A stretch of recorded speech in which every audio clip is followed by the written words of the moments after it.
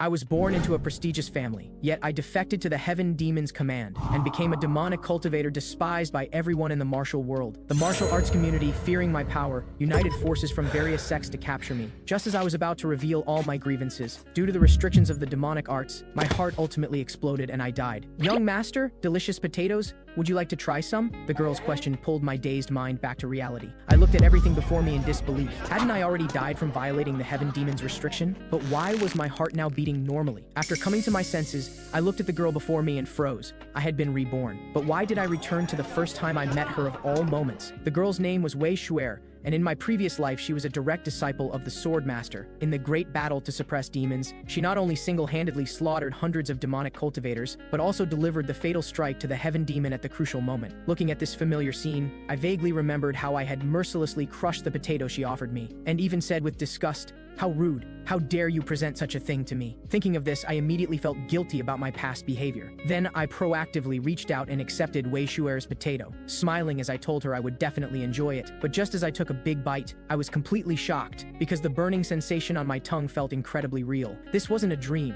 I had truly been reborn into the past. Just then, someone rushed over urgently saying, "Young master, how did you end up here alone?" The person was none other than the Q family's guard, Wu Yan. Seeing his young master's mouth burned, he immediately drew his blade to strike Wei Shuer, but I stopped him. I said, "How rude. Quickly give me the steamed bun you're carrying." After receiving the steamed bun, I smoothly handed it to Wei Shuer. The guard was stunned by this scene. Had the young master taken the wrong medicine today, actually sharing something with someone else? I scratched my head awkwardly and said, "I accepted your delicious potato, so consider this a return gift." Wei Shuer looked at the steamed bun before her, practically drooling. But just then, a voice suddenly came from behind, stopping her. The person was Wei Shuer's grandfather. Seeing it was her grandfather, Wei Shuer immediately ran to embrace him. Grandfather asked with concern if she was hurt. Wei Shuer indicated that grandfather needn't worry and told him what had just happened. However, I looked at the old man before me with complete shock, because in my previous life, this person was one of the 3 Venerables Alliance leader, who held the position of marshal and struck fear into the demon cult, Sword Master Wei Xiaojun. But the next second, the old man grabbed Wei Shuer and quickly came before me,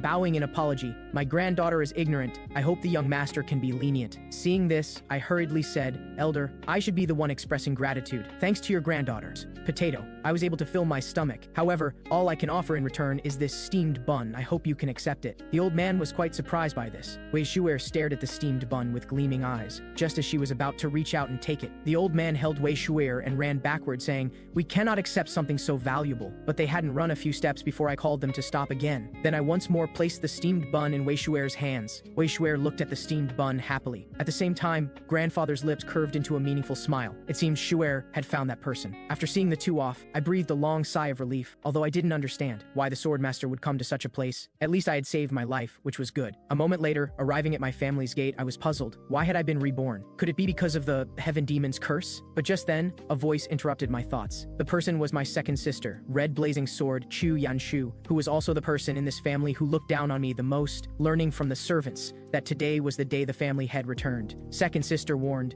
"Don't pull any tricks. After all, you can count on one hand how many times you've come back to this family." However, I directly pushed her hand away, saying, "I was wrong for rarely coming back before. I will apologize to father." This instantly angered my second sister. With a loud shout, the internal energy in her body immediately circulated rapidly, the powerful force even causing the ground to cave in. Then she walked toward me with a fierce glint in her eyes. She said, "Although I don't know what you're up to this time, I'm really angry now." At this critical moment, the sound of a horse came from not far away. The person was none other than the Q family head. We hurriedly bowed respectfully, but father merely glanced over, his naturally imposing demeanor making me tremble. Then father asked the steward, "Are there any sword teams still in preparation?" Upon learning the third sword team was on standby, he immediately issued a summons order. He also specifically instructed me to come alone to the family head's office after dinner. Hearing this, I was both surprised and afraid. I said, "After dinner, can I say my stomach hurts and not go?" The scene shifted to the evening banquet. Due to the overly heavy atmosphere, the delicious dishes before me didn't seem appetizing at all. Just as I was hoping someone would stand up to break this awkwardness, father suddenly spoke, saying, "Yanshu, I heard your martial arts have improved considerably." Second sister said, "I've had some recent insights and advanced to 3-star strength a few days ago." Father couldn't help but praise upon hearing this. "I didn't expect you to surpass so many experts at such a young age." Looking at second sister's smiling, blushing face, I was quite surprised. I didn't know second sister could smile, but when our eyes met, she immediately changed her expression. Just then, father suddenly shifted the topic to me, saying, "I heard you went to the market street. Did you have fun?" After I gave my affirmative answer, father showed a hesitant expression. Before finishing his words, he left alone. Then a servant came to notify me. "Young master, the family head said you should rest well tonight and come see him tomorrow." After returning to my room,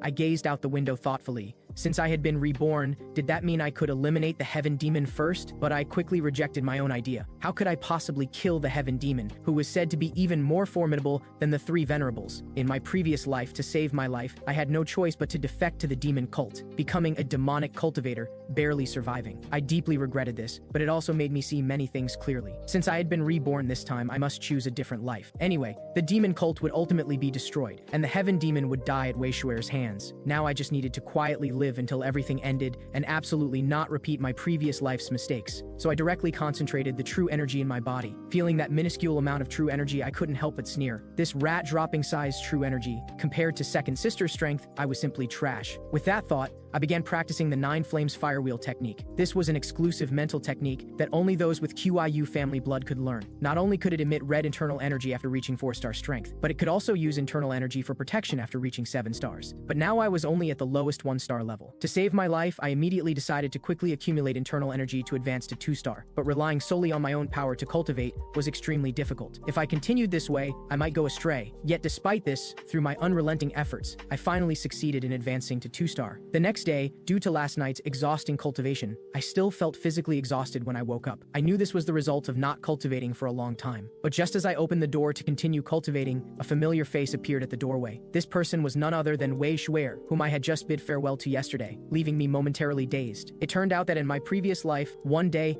the void suddenly shattered, and countless demons descended to wreak havoc on the mortal world. People collectively called it the Demon Mirror Gate. So the major sects began training sword teams to combat the demons. They mastered all the sect's secret techniques. The prestigious QIU family also commanded 5 fleets, with eldest sister Chu Shifei serving as captain of the 5th sword team. The arrogant and domineering me had also trained under her. It was precisely during that period that I saw Wei Shuer for the second time, but that was half a year after our first meeting. Yet why would we meet again so soon now? Was I still not fully awake? But the next second, Wei Shuer grabbed my clothing. Just as she was about to speak, a hand suddenly appeared and quickly pulled her hand away. Wei Shuer's grandfather said, "Shuer, how can you be so rude to the young master?" Hearing the address, young master, I was immediately puzzled. Then he explained, thanks to the family head's appreciation, "From today onward, Shuer and I will begin serving the young master. I don't know if you're satisfied with us, but we will do our absolute best and hope for your continued guidance." Hearing this, I was extremely shocked, but since it was father's decision, I could only obediently accept. Yet watching Wei Xiaojun working so diligently,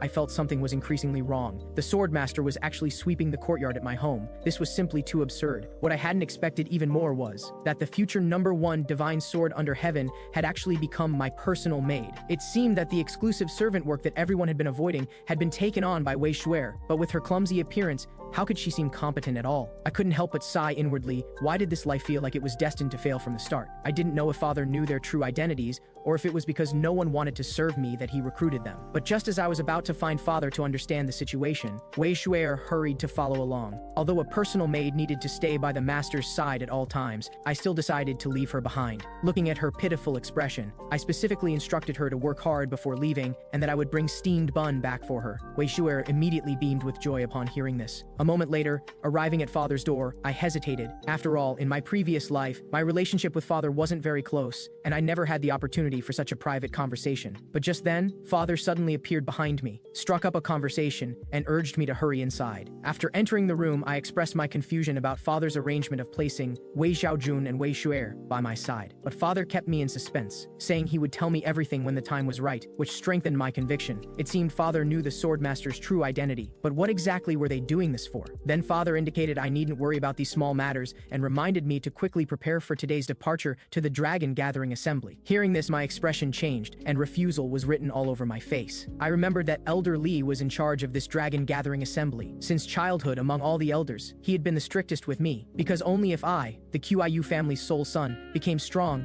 could the QIU family continue to secure its prestigious position. So whenever he had time, he would subject me to forced education. After returning to my residence, looking at the carriage ready to depart, I asked the maids with ill intent if everything was prepared. Then Wei Shuer emerged from between 2 maids. After careful grooming, A bashful beauty appeared before my eyes, which immediately made my face turn red. Before I could come to my senses, Wei Shu'er suddenly ran up to me and asked, "Young master, do you think Shu'er is beautiful today?" The sudden question left me at a loss. Then I pretended to be angry and ordered everyone to depart quickly. Along the way, Wei Shu'er, riding in a carriage for the first time, was extremely excited because she had always thought horses were for eating, never imagining horses could run so fast. Then I asked guard Wu Yan about the specific details of this dragon gathering assembly. From Wu Yan, I learned that this dragon gathering assembly was being held by the Thousand Days Merchant House and would take 4 hours to reach. Having been busy cultivating all night, I had just prepared to catch up on sleep when Wei Shu'er beside me began chattering endlessly about the taste of horse meat. Seeing this, I directly stuffed a steamed bun into her mouth, which finally quieted her down. Several hours later, we finally arrived at our destination. Having caught the grand celebration, the streets here were particularly lively. Just then, a voice suddenly came from not far away. The person was the vice merchant chief of Thousand Days Merchant House, Qian Yishi. After a few pleasantries, the vice merchant chief was about to lead us to the inn. Along the way, I only hoped not to encounter my second sister, but the result was contrary to my wishes. I ran right into second sister Qiu Yanshu. Upon seeing me, second sister's face immediately darkened. I proactively greeted second sister but was met with disgust. She even warned me not to bring shame to the family at the dragon gathering assembly, or she couldn't guarantee she wouldn't commit righteous familial extermination. This startled Wei Shu'er beside me, who then trembled and hid behind me. Seeing Wei Shu'er, second sister said, "A leopard can't change its spots. Even here you don't know restraint." But before I could understand what she meant, second sister slammed the door shut. Then I asked the vice merchant chief to first take me to see the dragon gathering assembly venue. It was said that merchants like to judge a merchant group's financial power by the venue's scale, so each dragon gathering assembly venue was extremely spacious. Today was the day to reward the sword teams. Tomorrow would be the highly anticipated sword team selection competition. Fortunately, direct blood relatives didn't need to participate in this competition. But just as I was feeling relieved, a burly figure suddenly appeared behind me. By the time I reacted, a large hand had already come before me, seeing no way to avoid it. The next second, that large hand gently landed on my head, rubbing back and forth. The person was Elder Li. He said, "I heard you weren't very willing to come to the dragon gathering assembly," I said irritably. "Didn't you say if I didn't come you'd tear me in half?" Elder Li pretended to deny my statement, then quickly changed the subject. "Didn't you say you'd meet with me first thing after arriving?" Just then, Wei Shu'er beside him suddenly stared at Elder Li and exclaimed in amazement, "Ah, it's a bear. Bear meat must be delicious." But she was met with a cold, sharp gaze, which scared Wei Shu'er to tears. Then she hurriedly hid behind me, stammering that she would never eat bear meat again. Seeing our intimate actions, Elder Li asked, "Is this girl your concubine?" Hearing this, I hurriedly denied it, saying you could tell from her clothes she was a servant. Then Elder Li indicated I should rest early because I had to participate in tomorrow's dragon battle. Looking at Wei Shu'er hiding in the distance, I casually agreed. Before leaving, Elder Li also warned, "If you try to run away, the consequences will be severe." After we walked away, Elder Li was lost in thought again, thinking, that girl must be something special. The next day, I brought Wu Yan and Wei Shu'er to the dragon battle venue. From various sects to QIU family branch members, anyone who could prove their identity could participate in the selection. After all, becoming a member of a sword team was quite remarkable. However, Wei Shu'er was still worried that Elder Li might suddenly appear and snap her neck. I said, "Don't worry, if he comes, Wu Yan will take care of him for you." And Wu Yan quietly indicated he had no way to deal with Elder Li either. I couldn't help but tease, the next year's today might be Shu'er's death anniversary. Wei Shu'er was scared silly by this joke, then pointed at the steamed bun cart in the distance and said, "Grandfather said being a well-fed ghost would look better." Wu Yan also hadn't expected the young master would grant a servant's every request. He said, "You truly are different from the rumored spoiled young master." But only I knew that this innocent-looking girl before me would become the martial world's #1 divine sword in the future. Just then, a voice in the distance attracted our attention. A servant indicated the girl shouldn't run around, saying there were many Qiu family people here. It would be bad if she ran into young Master Qiu. However, the girl turned a deaf ear, saying, "With so many people, how could I possibly run into him?" The more I listened to this voice, the more familiar it sounded. Wait, the young Master Qiu they were talking about couldn't be me, right? As a result, the girl turned around and immediately saw the person she least wanted to see. The girl and servant froze on the spot. I also recognized the girl at first glance. Shoulder-length hair and jet black eyes, plus the ring symbolizing her identity. She was Miss Peng, and also my former fiancé. The reason for the engagement with the Peng family, one of the 4 great families, was simple. It was a marriage of mutual benefit. The problem was that in the past, I was simply too troublesome. But what ended this engagement was my contemptuous behavior toward her. I remember constantly provoking her by saying she was a concubine's daughter. Unable to bear it any longer, she finally struck me, even grabbing a stool without any regard for appearances and beating me up. Now I curiously asked her why she was here. The girl said somewhat angrily, "This isn't your Qiu family's territory, so why can't I be here? And why do you always speak so casually? Have you forgotten I'm a year older than you?" I adopted a friendly attitude and quickly apologized, calling her older sister. After Wei Shuer finished buying steamed buns, I said to the girl again, regardless of what happened before, I hope you have fun here this time. Hearing this, the girl was completely dumbfounded, thinking, why does he seem different from before? But she quickly dismissed her own thought. Maybe he's just in a good mood today. How could this little lunatic suddenly become sensible? Just then, a voice attracted the attention of all three of us. A man said, I already told you time is tight. Can you take responsibility if I get caught? The registration manager immediately became alert upon hearing this and asked him to write his identity on the registration form. Seeing the situation become delicate, Wu Yan proactively asked me if we should go help. I said, don't worry. Although anyone can participate in the competition, those with unclear identities cannot participate. Besides, there are many who cause trouble during registration, and the QIU family warriors maintaining order will handle it. At this moment, the lead QIU family warrior placed his hand on the man's shoulder, warning him not to cause trouble. But the next second, the man violently threw him to the ground. This sudden scene infuriated the manager. But the man said, I've already proven myself with my strength. Can I participate in the competition now? Seeing this, Wu Yan again asked me if we needed to intervene. However, I turned and walked toward the venue, because I didn't want to get involved in strange matters again. On the other side, after the manager clearly refused the man's participation request, the man sternly questioned whether he was looking down on the Peng family's young master. At these words, I immediately turned back to look. I hadn't expected that this troublemaker was actually the martially exceptional Peng family young master. It turned out that 4 months ago, Peng Yuzhen graduated as the top disciple from the Divine Dragon Hall, presided over by the Martial Alliance leader, becoming the youngest young master in history. But he himself couldn't be happy about it at all, and even wanted to burn the identity plaque the family head had given him as firewood. Although younger sister Peng Yaqian didn't understand his thinking, she still suggested he go out and have fun for a few days to relax. Peng Yaqian never imagined her brother would be gone for 4 months. Fortunately, through extensive inquiries, she learned of her brother's latest whereabouts, and thus pursued him here. Now Peng Yuzhen was very puzzled. He had already shown his identity and strength, so why still couldn't he participate? Did he really need to demonstrate a Peng family ultimate technique here? Hearing this, I became more certain of his identity as the Peng family young master. But having lived a second life, to avoid getting involved in strange matters again, I decided to leave quickly. But the next second, a large hand stopped me.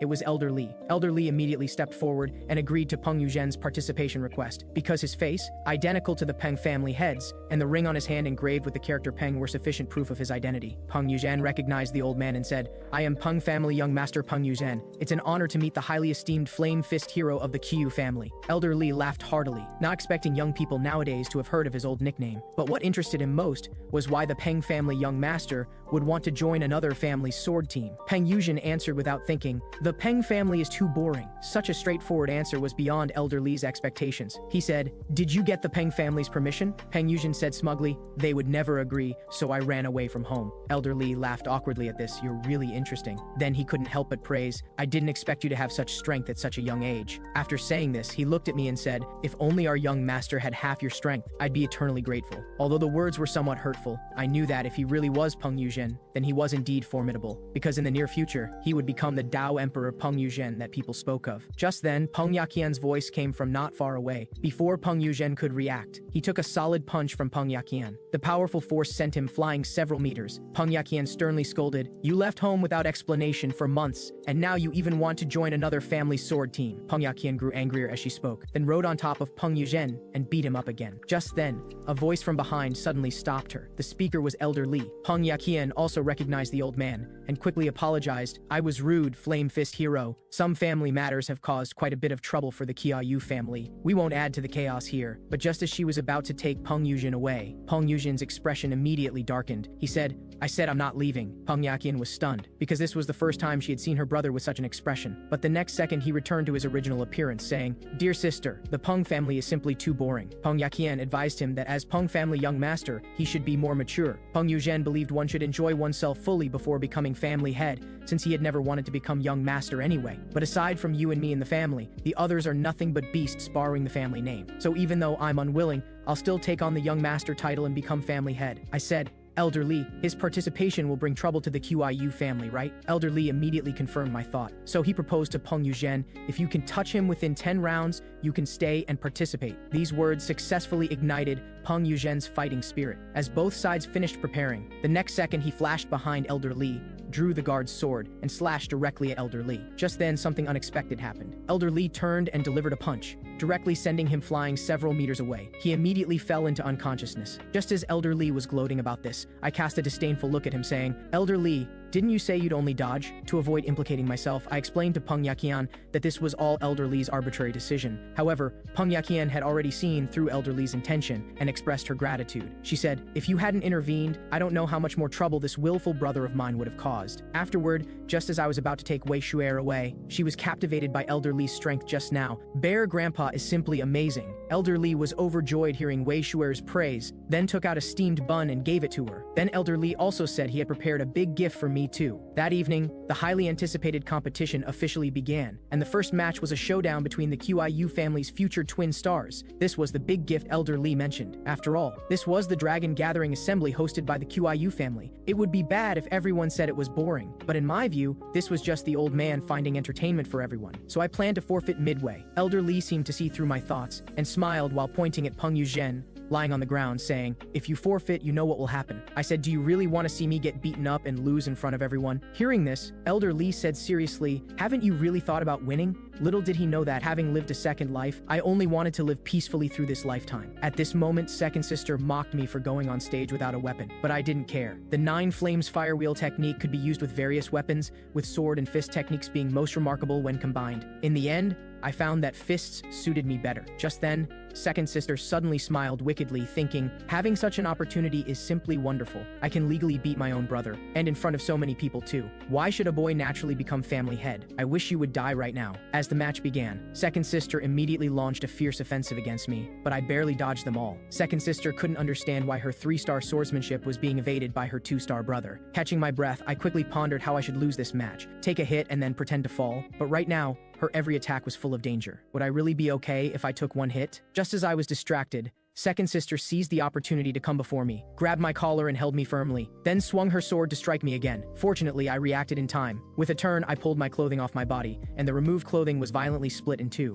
Seeing this, cold sweat broke out on my forehead. I wanted to reason with her, but Second Sister's eyes had already turned bloodshot. Her sword was gathering masses of internal energy. She said, "Why can you, this trash, easily push aside all my efforts?" After saying this, she rushed at me with everything. But no matter how she attacked, I evaded it all, because these deadly moves only made it easier for me to dodge. But if this continued, this match would never end. So just as I was about to give up resisting, Second Sister suddenly said, "Only knowing how to dodge, you should just disappear like your mother." The next second, Second Sister's eyes widened in disbelief. She hadn't expected that her full-strength strike would be directly blocked by me. I tightly gripped Second Sister's small hand. The powerful aura also made her sense a hint of danger, so she quickly leaped backward, creating distance. The next second, I flashed behind her and directly threw a punch toward her. At the same time, Peng Yaqian admired, "The two competing on stage are Black Phoenix's younger siblings, right? They're roughly my age, yet have such strength. It seems I can no longer swagger around using the Peng family name." And the Black Phoenix Peng Yaqian mentioned was my eldest sister Qiu Shifei, also the most remarkable person I'd ever met. Not only did she earn a reputation in the martial world at age 15, but she also became captain of the Qiu family's 5th sword team at the age of 20. Then Peng Yaqian asked elder brother Peng Yuzhen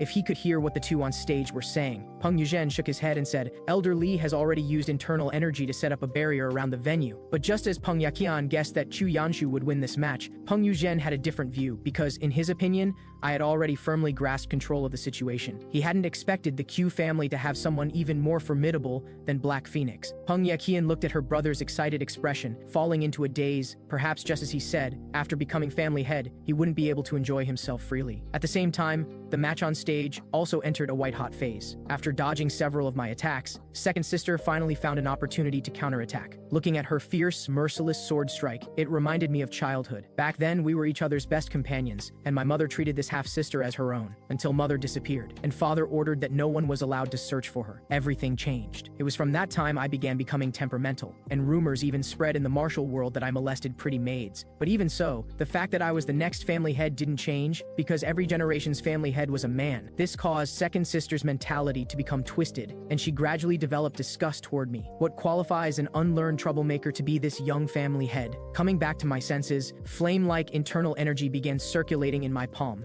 I said, I know you hate me, and I can understand what you're saying. After all, I really am just coasting along, but please try to understand me too, sister. After saying this, I directly punched second sister in the face. This caused second sister to immediately lose consciousness. After the match ended, I sat alone by the door filled with regret. I hadn't planned to win at all. Never mind that I only had 2-star strength. Knocking out second sister, who had considerable cultivation, with just one move and making her faint on the spot was simply impossible for me to explain to everyone. Just then, Guard Wu Yan and Wei Shuer found me. After some words of concern, Wu Yan spoke up, saying the atmosphere inside had been very chaotic just now, but fortunately Elder Li stepped in promptly to calm the scene. I wasn't surprised by this at all, since a famous waste had actually defeated this generation's star of hope. At this moment, Wei Shuer noticed my hand covered in wounds, which made me realize I still couldn't perfectly control internal energy. She immediately took out bandages wanting to dress my wounds, but after wrapping them around repeatedly, it was a complete mess. Then she said, I don't know how to do these things, so please don't get hurt again in the future. As soon as she finished speaking, Peng Yuzhen suddenly appeared and teased, I also don't like seeing young Master Chu get hurt. After Peng Yuzhen and I got to know each other, Peng Yaqian,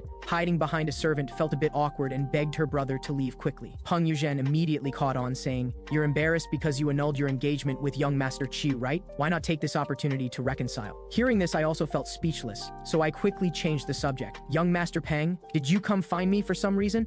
Peng Yuzhen said he wanted to make friends with me. He didn't expect that besides Black Phoenix, the QIU family was hiding a strong person like me. This made me very confused, and I asked, are you very familiar with my sister? Peng Yuzhen said, yes, but I just don't know what your sister thinks. At the moment of parting, Peng Yaqian suddenly turned around and stopped in place. I asked her if she had something to say. I heard her stammering about what happened on the day the engagement was broken off. She said, I went too far hitting you with a chair that day, so I wanted to. Before she could finish, I took the first step to express my apology to her. My behavior that day was too absurd, and I really deserve to be hit. You don't need to feel guilty about it. Hearing this, Peng Yaqian showed a relieved smile. She said, Q Yangtian, I look forward to seeing you again next time. Before leaving, she didn't forget to remind me to take good care of what her brother gave me. About this, I was very confused. What was this badge actually for? On the way back to the QIU family, I couldn't remember having any experience of fighting with my sister in my previous life. Even the number of times I won against others was very few, and all of this seemed to become different from my previous life after Wei Shuer came to my side. I didn't know what kind of changes the kindness I showed her would bring in the future. I couldn't help but sigh. No matter what, as long as I didn't repeat the mistakes of my previous life, it would be fine. Just then, I suddenly sensed something, so I hurriedly ordered Wu Yan to check the Demon Immortal Talisman. But looking at the completely motionless Demon Immortal Talisman, he immediately signaled that I didn't need to be nervous, because once a Demon Mirror Gate appeared, the Demon Immortal Talisman would definitely glow. But just as he finished speaking, the Demon Immortal Talisman suddenly started flickering, so Wu Yan hurriedly issued an order to the convoy to stop moving forward, and instructed everyone, the Demon Mirror Gate has appeared. Prepare for battle. Protecting the young master's safety is the priority. But the next second, I suddenly appeared beside him and started warming up. Wu Yan reminded me that the current situation was very dangerous, but I didn't pay attention to his nagging and instead looked toward the open ground not far away. I saw a crack emitting green light appear out of thin air ahead. As the crack grew larger and larger, the next second, several ferocious-looking wolf demons rushed straight toward us. Seeing the situation, I immediately prepared for battle. The danger level of a green demon mirror gate was very low. Although it was a bit troublesome, it was completely manageable. Then I killed a demon wolf with one punch. Immediately after, I dug out the magic stone from its body. This was also the common weakness of all demon beasts. As long as this thing was dug out, they would die immediately. But I still overestimated my physical strength. Digging out the magic stone wasn't difficult, but continuously using the 9 flames fire wheel technique consumed me way too much. But the demon wolves didn't give me any chance to catch my breath. They bared their teeth and pounced on me. At this critical moment, Wu Yan arrived in time and stood in front of me. With just one sword strike, he killed all the demon wolves. This made me curious about this personal bodyguard. Who was this guy's true identity? At this time, Wu Yan asked me with concern if I was injured. I signaled that he didn't need to worry and expressed my gratitude for his timely rescue. Hearing this, Wu Yan also breathed a sigh of relief. Just then, my right hand suddenly emitted a purple flame, but before I could figure out the reason, the next second, intense pain made me kneel directly on the ground. This sudden change also startled everyone, but I immediately understood. This was the demonic Dao technique, thousand absorption technique, causing trouble. This also pulled my memory back to my previous life. A man whose arm had been severed questioned me. Why did you slaughter my entire sect? What did we do wrong? However, the only response he got was a cold face. Are these your last words? After saying that, a head suddenly rolled to the man's side. He immediately recognized It was the sect master. At the same time, a huge black shadow also enveloped the man. I saw a figure standing on a giant dragon and said coldly, "The Huashan sect isn't bad either." Although it didn't completely please me, it did provide some slight amusement. It was precisely because of that operation that the heavenly demon passed on the demon sect's secret technique, the 1,000 absorption technique, to me as a reward. Just as I came back to my senses, I discovered that the 9 flames firewheel technique was actually devouring the demonic energy in my body. But in my previous life, I clearly hadn't encountered this situation. After the pain gradually disappeared, looking at Wei Shu'er and Wu Yan's worried expressions, I hurriedly got up and made an excuse I probably injured somewhere else during the sparring match with second sister.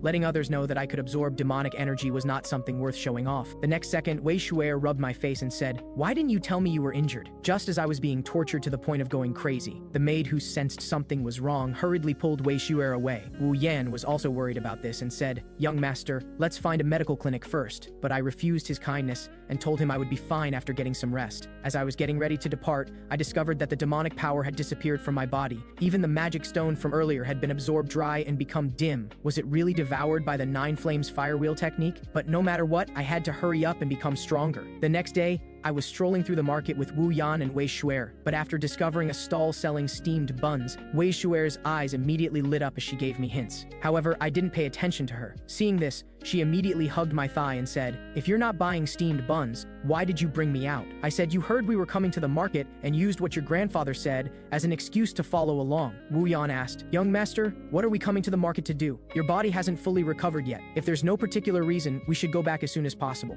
I said, "I do have something to do this time. You'll definitely come in handy when the time comes." Then, while passing by a street, I immediately stopped in my tracks. I told Shu'er to go back to the QIU family first and promised to bring her 10 steamed buns tonight. Just like that, after sending Wei Shu'er away, I led Wu Yan to find our destination. This was a gloomy and dilapidated drum tower. After pushing open the door, several burly men immediately shifted their attention to us. Looking at Wu Yan carrying a weapon, they immediately became alert. At this time, an uncle carrying an oil lamp walked out from among them. He said, "This isn't a suitable place for strolling. What are you here to do?" I directly stated my purpose and said, "Of course, to do business with you." The uncle said, "Don't you think before you speak? Should I cut out your tongue to wake up your brain?" Hearing this, Wu Yan immediately prepared to draw his sword, but I stopped him. I said, "If you're not afraid of the Qiu family raising this place to the ground, you'd better not make a move. So before that happens, hurry up and have your branch chief come out to meet me." Looking at such an ignorant child, at the uncle's signal, a group of burly men also slowly surrounded us. With a single command, they instantly swung their weapons and swarmed toward us, but I stayed in place without moving. The next second, Wu Yan directly drew his sword. With just one move, he knocked down all the attackers. Seeing this scene, the uncle was immediately at a loss. He knew this bodyguard must be extraordinarily skilled, but he also didn't dare rashly bring me before the branch chief. Just as he was in a difficult position, someone suddenly walked out from the room door behind him and conveyed the branch chief's instructions to him. Just as I thought the two were plotting some scheme, the uncle suddenly spoke, "The branch chief wants to see you." Hearing this, I immediately instructed Wu Yan to put away his sword. Wu Yan asked me what my purpose was in coming here. I then confessed everything to him. Originally, I planned to go to the beggar sect to gather some intelligence, but something came up. The beggar sect was unmatched in collecting intelligence, but as they were a righteous sect, if I entrusted this matter to them, problems might arise. So I could only take another route and find the evil sect with the strongest intelligence gathering ability, the Xia Wu sect. I also got to meet the branch chief, Dao Yunchu, as I wished. She immediately apologized for her subordinate's earlier rudeness, but what puzzled her was why a prestigious family like the QIU family wouldn't look for the beggar sect, and instead came to find these lowly evil sect people like them. I said directly, "Because the beggar sect can't handle this commission,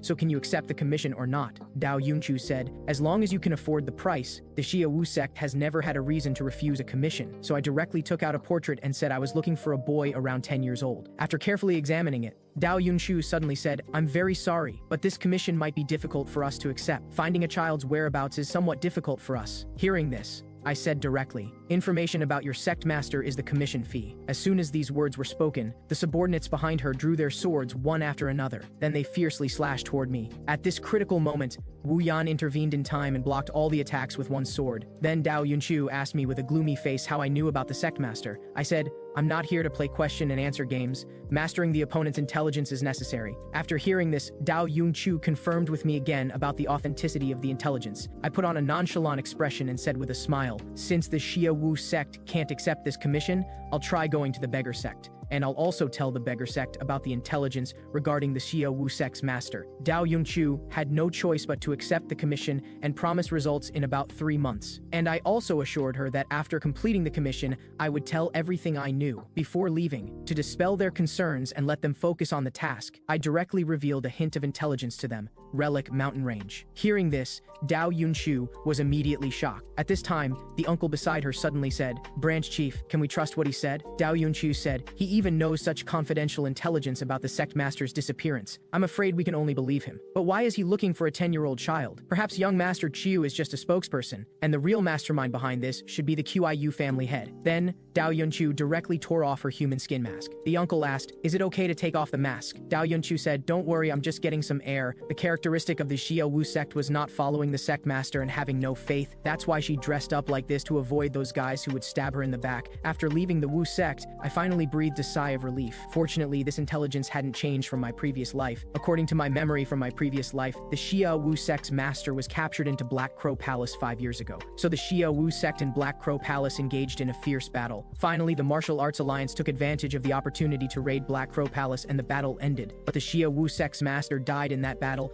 and the Xiao Wu sect began to gradually decline. Although I now knew the Xiao Wu sect's master was captured, the specific location of Black Crow Palace was unknown. But even so, I had to find that strategist who gained the heavenly demon's trust at such a young age, known as the demon sect's brain, Tian Yulang, Zhu He, and then personally kill him, because this guy was not only full of schemes, but also played a crucial role in the demon sect's expansion. Even divine sword Wei Shu'er had suffered many losses at his hands. Just then, Wu Yan complained, "The Xiao Wu sect's intelligence capability is too poor. Although I don't know who you're looking for. Spending 3 months seems a bit too long. By the time we find them, it'll probably be summer." Hearing this, I suddenly remembered something else. The treasure vault of the Yan family, operated by the First Merchant Guild, was discovered at that time. It accumulated a large amount of gold, silver, and treasures inside. But more importantly, there were those priceless spiritual pills. Those who gained explosive power because of the spiritual pills all eventually became demon people, enhancing the heavenly demon's strength. Thinking of this, I felt helpless, even if I wanted to stop it. The location of the secret vault was really too far from here. In that case, I might as well give up. At the same time, in the Q family's inner courtyard,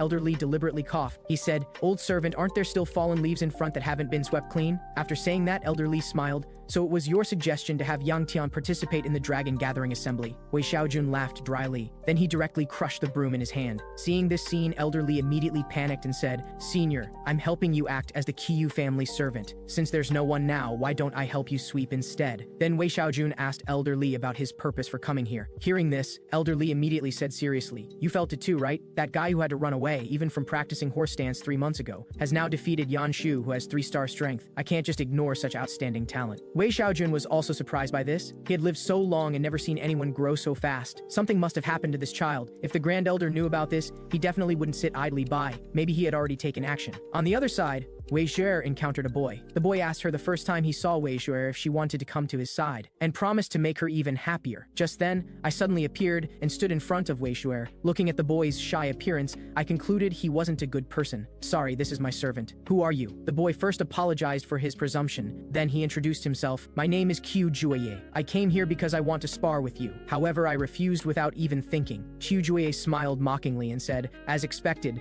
you're a cowardly person." I smiled and said, "You really have good judgment. I am very cowardly and very afraid." But actually, I didn't want to attract more attention. But just as I was about to leave, Elder Li suddenly appeared and blocked my way. He said, "Juai came all this way. You should agree to he." Seeing Elder Li arrive, Qiu Juai hurriedly bowed. Elder Li told me that Qiu Juai was precisely the Grand Elder's grandson. This made me see through everything immediately. I originally thought he was interested in my strength, but now it seemed the Grand Elder sent him. As everyone knew, the Grand Elder had great ambitions, so he always hoped that a waste like me would sit in the family head position. But now I unexpectedly won against second sister at the dragon gathering battle, so he sent his grandson to test me. Thinking of this, I refused to spar with him again. Elder Li wanted to continue persuading me, but I resolutely pulled Wei Shu'er and turned to leave, because I didn't want to get involved in these power struggles, and I didn't plan to fight this sparring match that would surely end in defeat. Just then, a hand suddenly grabbed Wei Shu'er. It was Qiu Juey. He said, "I think young Master Qiu doesn't deserve you. Why don't you abandon this coward and come with me? I'll definitely make your life better." Hearing this, I said angrily, "Let go of your hand. I'll fight you then." But soon I regretted that impulsive decision. At this time, Elder Lee rubbed my head encouragingly and said, "This will be a very interesting sparring match. Fighting against strong opponents of different strengths will definitely give you some insights." I said, "Since you've gotten your way, then regardless of whether I win or lose, can I trouble you to agree to one request?" Elder Lee refused and said, "If you lose the match, I'm afraid it will be detrimental to your future status as family head." I was indifferent to this. I said, "I have no intention of becoming the family head anyway." Hearing this, Elder Lee immediately panicked. He said, "What nonsense are you talking about? If not you, then who else is qualified to take on the role of family head?" I threatened, "If you don't agree to my request, then I'll just lie on the ground and admit defeat." Elder Lee had no choice but to agree, but he also proposed a condition. That was that I must win this competition. At this time, Qiuzhui said, "This is really a bit unfair to young Master Qiu." Therefore, I was full of confusion. Qiuzhui continued, "Last year when I sparred with you, I didn't control my strength well, causing you to lie in bed for a month. At that time, I felt young Master Qiu was simply too weak, but now you've defeated Second Miss. However, in my opinion, that was just a fluke, although my grandfather doesn't think so. But no matter what, I don't want a weak person to sit in the family head position." After saying that, Qiuzhui also made a request to Elder Lee. "If I win the sparring match, I hope I can have that female servant." Based on the principle of fairness, Elder Lee agreed on the spot. This made my anger surge instantly. I said, "You really have no filter." As the sparring match was announced to begin, Qiuzhui and I both simultaneously released our inner power, testing each other. But Qiuzhui gradually began to panic. Clearly the inner power was circulating, and his speed and strength should be far ahead. But why was that guy's inner power so strong now? And to block his inner power, he actually had to use all his strength. At this time, I deliberately withdrew part of my inner power. Qiuzhui thought so. He's been pretending to be strong to save face. Now he's run out of inner power. Then Qiuzhui said confidently, "Young Master Qiu, please attack first. This match should let the weak one attack first." Hearing this, I didn't say another word and directly flashed behind him. Although it was unexpected, he still dodged it. Qiuzhui mocked, "That move had a good idea, but your speed is really too slow." Little did he know that my right hand had already condensed a ball of inner power. Then I fiercely smashed it toward his face. This punch also made him spit blood directly. Seeing this situation, I didn't plan to press my advantage, but gave him a chance to counterattack, because I didn't want others to think I won unfairly. Qiuzhui's eyes immediately became cold. Powerful inner power frantically circulated around his long sword. He said, "I underestimated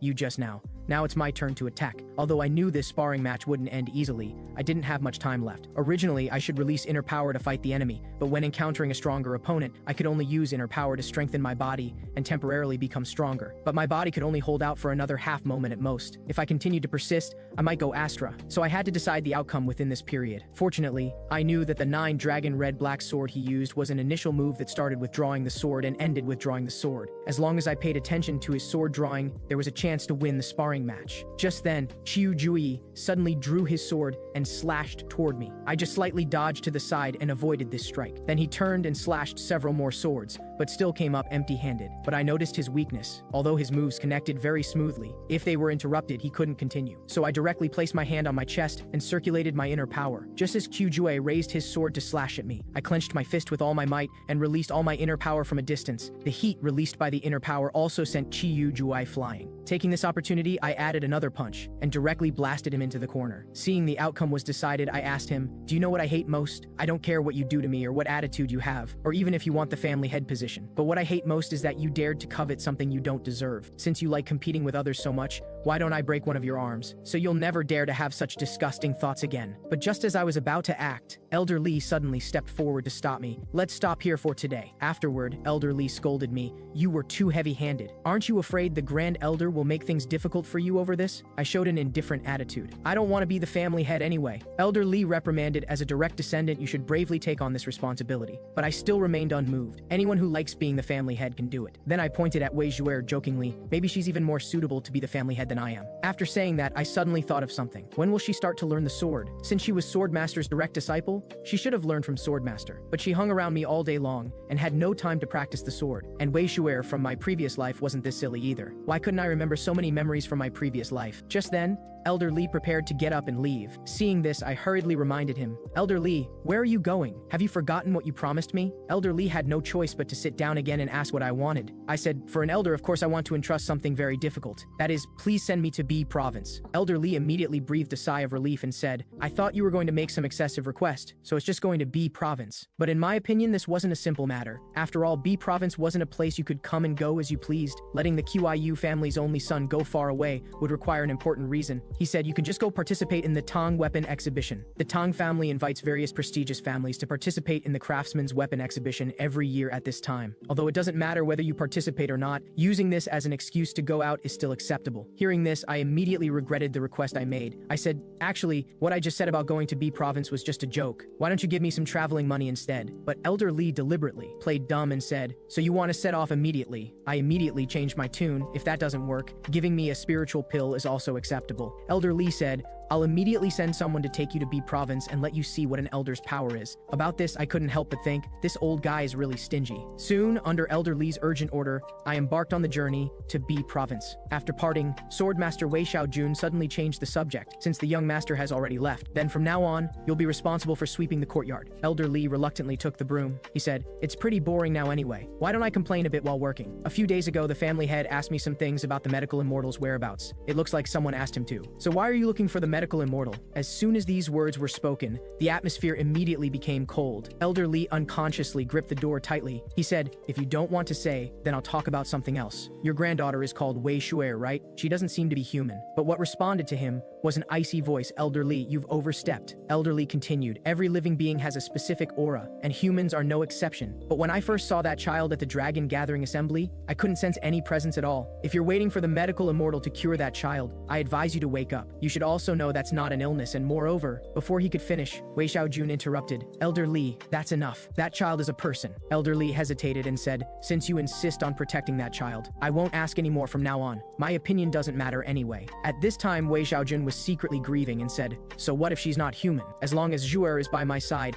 I'll protect her with my life even if it costs me everything. Little did he know that at this moment, Wei Zhuer had already disappeared from the room without anyone noticing. The scene changed. At night, the exhausted group began preparing dinner, and I took advantage of the break to cultivate as always. But soon I collapsed on the ground due to lack of stamina. It had been 10 days since departure. I worked hard to cultivate every day, but my inner power improved very slowly. Although the 1000 absorption technique was a method to rapidly increase inner power, this was the heavenly demon's technique. It was best not to use it lightly. After all, I finally had a chance to start over. I couldn't go down that old path again. Just then, a loud shout suddenly came from not far away. I hurriedly went forward to ask Wu Yan what happened. I saw the maid staring at the carriage with a surprised face. When I lifted the curtain, I discovered Wei Shuer had somehow appeared here. It turned out that just as I was about to depart, Wei Shuer expressed to her grandfather that she also wanted to go along. But Wei Xiaojun directly refused her request. Wei Shuer was very puzzled by this. Why was it okay to go to the Dragon Gathering Assembly last time? Wei Xiaojun said, because even if you caused trouble, someone was watching you for me, but not when going to B province. Wei Shuer, who understood, began organizing my clothes in the carriage. Just then, a strange sound came from the carriage. Hearing this, Wei Shuer hurriedly turned to investigate, but the next second, a hand suddenly appeared and directly pushed her into the supply box. Before Wei Shuer could react, those hands appeared out of thin air again and kept twisting beside her head. Soon Wei Shuer gradually lost consciousness and fell asleep in the supply box. That's what happened. Hearing this, Wu Yan, the maid, and I looked at her speechlessly. Wei Shuer thought we didn't hear clearly, so she recounted it word for word again. But her account still left us unable to believe it. I originally wanted to send a guard to take her back, but we were too far from home now, and we didn't have extra food for them, so I could only keep her by my side. Just then, I suddenly sensed something, so I hurriedly instructed Wu Yan to stop the carriage and prepare for battle, because I could clearly sense there were 4 demon beasts nearby. No, 3, 2, 1. While I was dazed, the demon beast had already attacked toward the carriage, but just as I circulated my inner power to prepare to deal with it, a sword light swept past and directly split it in two. Afterward, Wu Yan immediately expressed his gratitude to the woman. Wei Shuer also waved at her. When she turned her head, I was immediately shocked. In my memory from my previous life, she was that cold-blooded, ruthless, decisive demon sword marquise. But after completing the heavenly demon's missions each time, she needed me to guide her way back to the demon sect, only because she was completely directionless. She said, "Are you heading to B province? If you don't mind, can you take me along?" I refused and lied that the convoy wasn't going to B province, because I didn't want to get involved with her again. Then I continued, "The key point is we also can't confirm you're from the Nangang family." Nangang Fei immediately understood. The next second, a lightning power began flickering around her body. The powerful force even shot straight into the sky. I didn't expect that to prove her identity she would demonstrate the Nangang family's strongest ultimate technique, the Emperor's Sword formation. As Wu Yan placed his long sword against her neck, she gradually withdrew her inner power and said, "I wonder if this can prove I'm from the Nangong family." Seeing this, I had no choice but to acknowledge her identity, but I still expressed my apology to her because we couldn't travel with someone who used such dangerous martial arts. But what I didn't expect was that, after I clearly refused her request, she kept quietly following behind the carriage. But just as I was about to remind Wei Shu'er again not to interact with her, Wei Shu'er had already run in front of Nangong Fei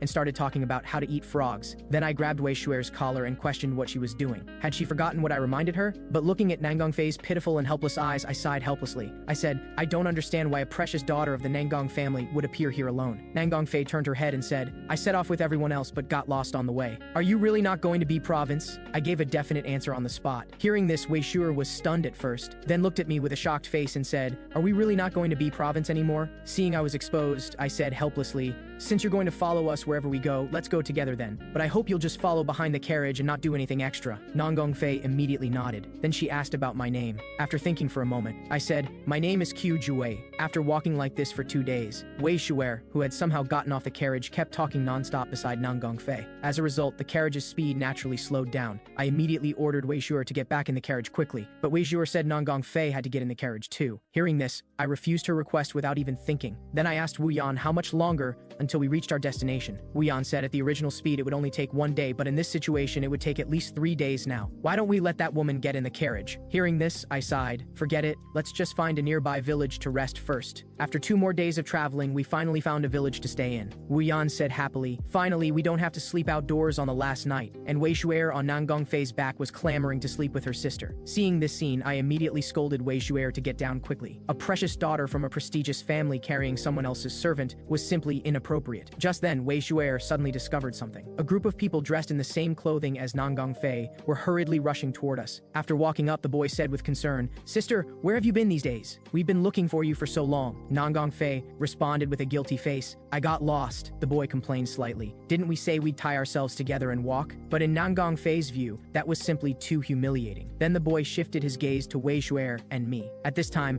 I finally recognized the other party's identity. He was precisely the future 5 sword of the martial world, the current Thunder Dragon Nangong Qingjun. Thinking of this, I proactively introduced myself. "My name is Qiu Juye. It's an honor to meet Thunder Dragon." Nangong Qingjun scratched his head embarrassedly and said, "You flatter me." After saying that, he suddenly changed the subject. "But why are you together with my sister?" After learning the whole story from me, he expressed his gratitude and, as a reward, offered to let us have 2 guest rooms to rest. To avoid getting involved with Nangong Fei, I originally wanted to refuse his kindness. At this time, Wu Yan hurriedly came forward to remind me there are no extra rooms left in the village. After many days of camping, the servants are all exhausted. Hearing this, I could only reluctantly agree. In my memory from my previous life, the first thing Nangong Fei did after becoming a demon person was to eliminate the Nangong family. Whether it was the family head or her younger brother, she spared no one. Therefore, she also earned the nickname Demon Sword Marquis. I thought she did this because she hated the Nangong family, but it seemed she had a good relationship with Thunder Dragon. Moreover, the strength Nangong Fei displayed was stronger than Thunder Dragon's, yet she had no reputation or rumors about her in the martial arts world. Her younger brother also seemed quite normal, so why would she do that? Thinking of this, I ran into Nangong Qingjun as soon as I stepped out the door. I proactively greeted him and thanked him for giving us such good rooms. However, Nangong Qingjun directly bumped my shoulder aside and sternly reminded me, "Know your place. With your strength, you're not worthy of talking to my sister. I don't know how you managed to deceive my naive sister, but if this happens again, I'll tear you to pieces, along with that person on my sister's back." Hearing this, I was immediately stunned. Did this guy take the wrong medicine? Just then, Nangong Fei opened her door. Nangong Qingjun instantly changed his expression and said, "No need to be polite. It's my honor to host young Master Qiu." After saying that, he left with a smile while pushing his sister along. This left me dumbfounded. As expected, they're all crazy. At this time, Wu Yan came over to remind me it was time for breakfast. On the way to the dining hall, I thought about finishing quickly and leaving, getting away from these crazy people from the Nangong family, but as soon as I pushed open the door, I discovered Wei Shu'er was sitting with Nangong Fei again. I softly reminded Nangong Fei, "Aren't you sitting in the wrong seat? Look, your brother's eyes could kill." Nangong Fei turned her head with a doubtful expression. Nangong Qingjun immediately became innocent and adorable looking, although I didn't know why he acted this way. At least we were about to part ways with them. After finishing the meal, I officially said goodbye to Nangong Fei. Nangong Fei wanted to say something but ultimately held it back. At this time, a foul stench came over. This made her unconsciously cover her nose. The person who came was precisely precisely Nangang Qingjun. He said, "Sister, why don't you sit with us?" But in Nangang Fei's eyes, at this moment, Nangang Qingjun's entire body was emitting a disgusting stench. Nangang Qingjun reminded her to remember to sit in her own seat next time. Nangang Fei apologized for this, then found an excuse and left. The next second, she followed behind us again. Seeing this scene, Nangang Qingjun's eyes immediately became cold. After more than 10 days of traveling, we finally arrived at B Province's Tang sect, a prestigious righteous sect that had been rooted here for several centuries. Although compared to the other major families, the Tang sect was slightly inferior. In terms of smelting and poison making, it was considered number one. The Tang weapon exhibition only lasted 3 days, which meant I only had 3 days to find the secret vault. But right now, the only intelligence I had was that the secret vault was around the Tang sect. But how was I supposed to search such a large place? If I really couldn't find it, I could only leak the information to the beggar sect. Just then, a cry of surprise interrupted my thoughts. I saw Wei Shuer looking excitedly at the scenery before her and saying, "This place is simply too beautiful. Fireflies dancing under the moonlight, and there's a very beautiful lake down below." After saying that, she pulled my hand and ran down. But after arriving below and discovering it was just a small pond, I directly gave her 2 punches on the head. Then Wei Shuer picked up 2 small flowers and joked with me. She said, "I saw you seem troubled, so I wanted to cheer you up. Why don't you tell me? Maybe I can help." Hearing this, I said directly, "If someone hid treasure here, how do you think we could find it?" Wei Shuer said irritably, "Why would anyone hide the treasure?" Just then, a voice suddenly came from behind. "Who are you? This isn't a place for outsiders to come and go as they please." The speaker was precisely the future poison consort who would single-handedly repel thousands of demon people, Tang Shaoli. She was also the woman I killed in my previous life. I remembered at that time I came before the poison consort, who had lost both her eyes, and questioned her. "Is this the end? How ridiculous. You think those clansmen close to you have long since fled? What do you think you can change by staying here?" The poison consort also recognized this familiar voice. She said, "Probably nothing can be changed. Then why are you still doing this?" But she asked me in return why I came here. I grabbed her throat and said, "Coming here is naturally to cut off your last breath." Hearing this, she smiled with relief and said, "I am sorry. After losing my eyes, I finally understood some things would be better let go sooner. But if there's still time, I hope." Before she could finish, I directly broke her neck. Now Tang Shaoli pointed at my nose angrily. "Why won't you answer my question? If you keep this up, I'll have to..." Before she could finish, a hand suddenly landed on her shoulder. The person who came was precisely Nangang Fei. After she whispered something to Tang Shaoli immediately changed her expression and said, "I'm Tang Shaoli from the Tang sect. I apologize for being rude to you just now." After saying that, her eyes immediately turned cold. "But why are you here so late? Outsiders cannot enter without the Tang family's permission." Hearing this, I hurriedly expressed my apology and immediately pulled Wei Shuer away. After I left, Tang Shaoli couldn't help but complain. "The young master from the Qiu family is really rude. Does he think he can do whatever he wants just because he's good looking? He's really annoying." Hearing this, Nangang Fei thought about my appearance and asked, "Are you saying young Master Qiu is good looking?" Tang Shaoli blushed and explained, "No, I mean even if he's not good looking, he should at least be kind-hearted." The next day, just as I was preparing to go out to cultivate, Nangang Fei came looking for me with her brother. Seeing this, I asked with a worried face, "Do you need something from me?" Nangang Qingjun said enthusiastically, "The Tang sect invited everyone to dine together. My sister hopes you can come along." Hearing this, I politely declined their kindness. The next second, Nangang Qingjun grabbed my wrist and said, "Let's go together."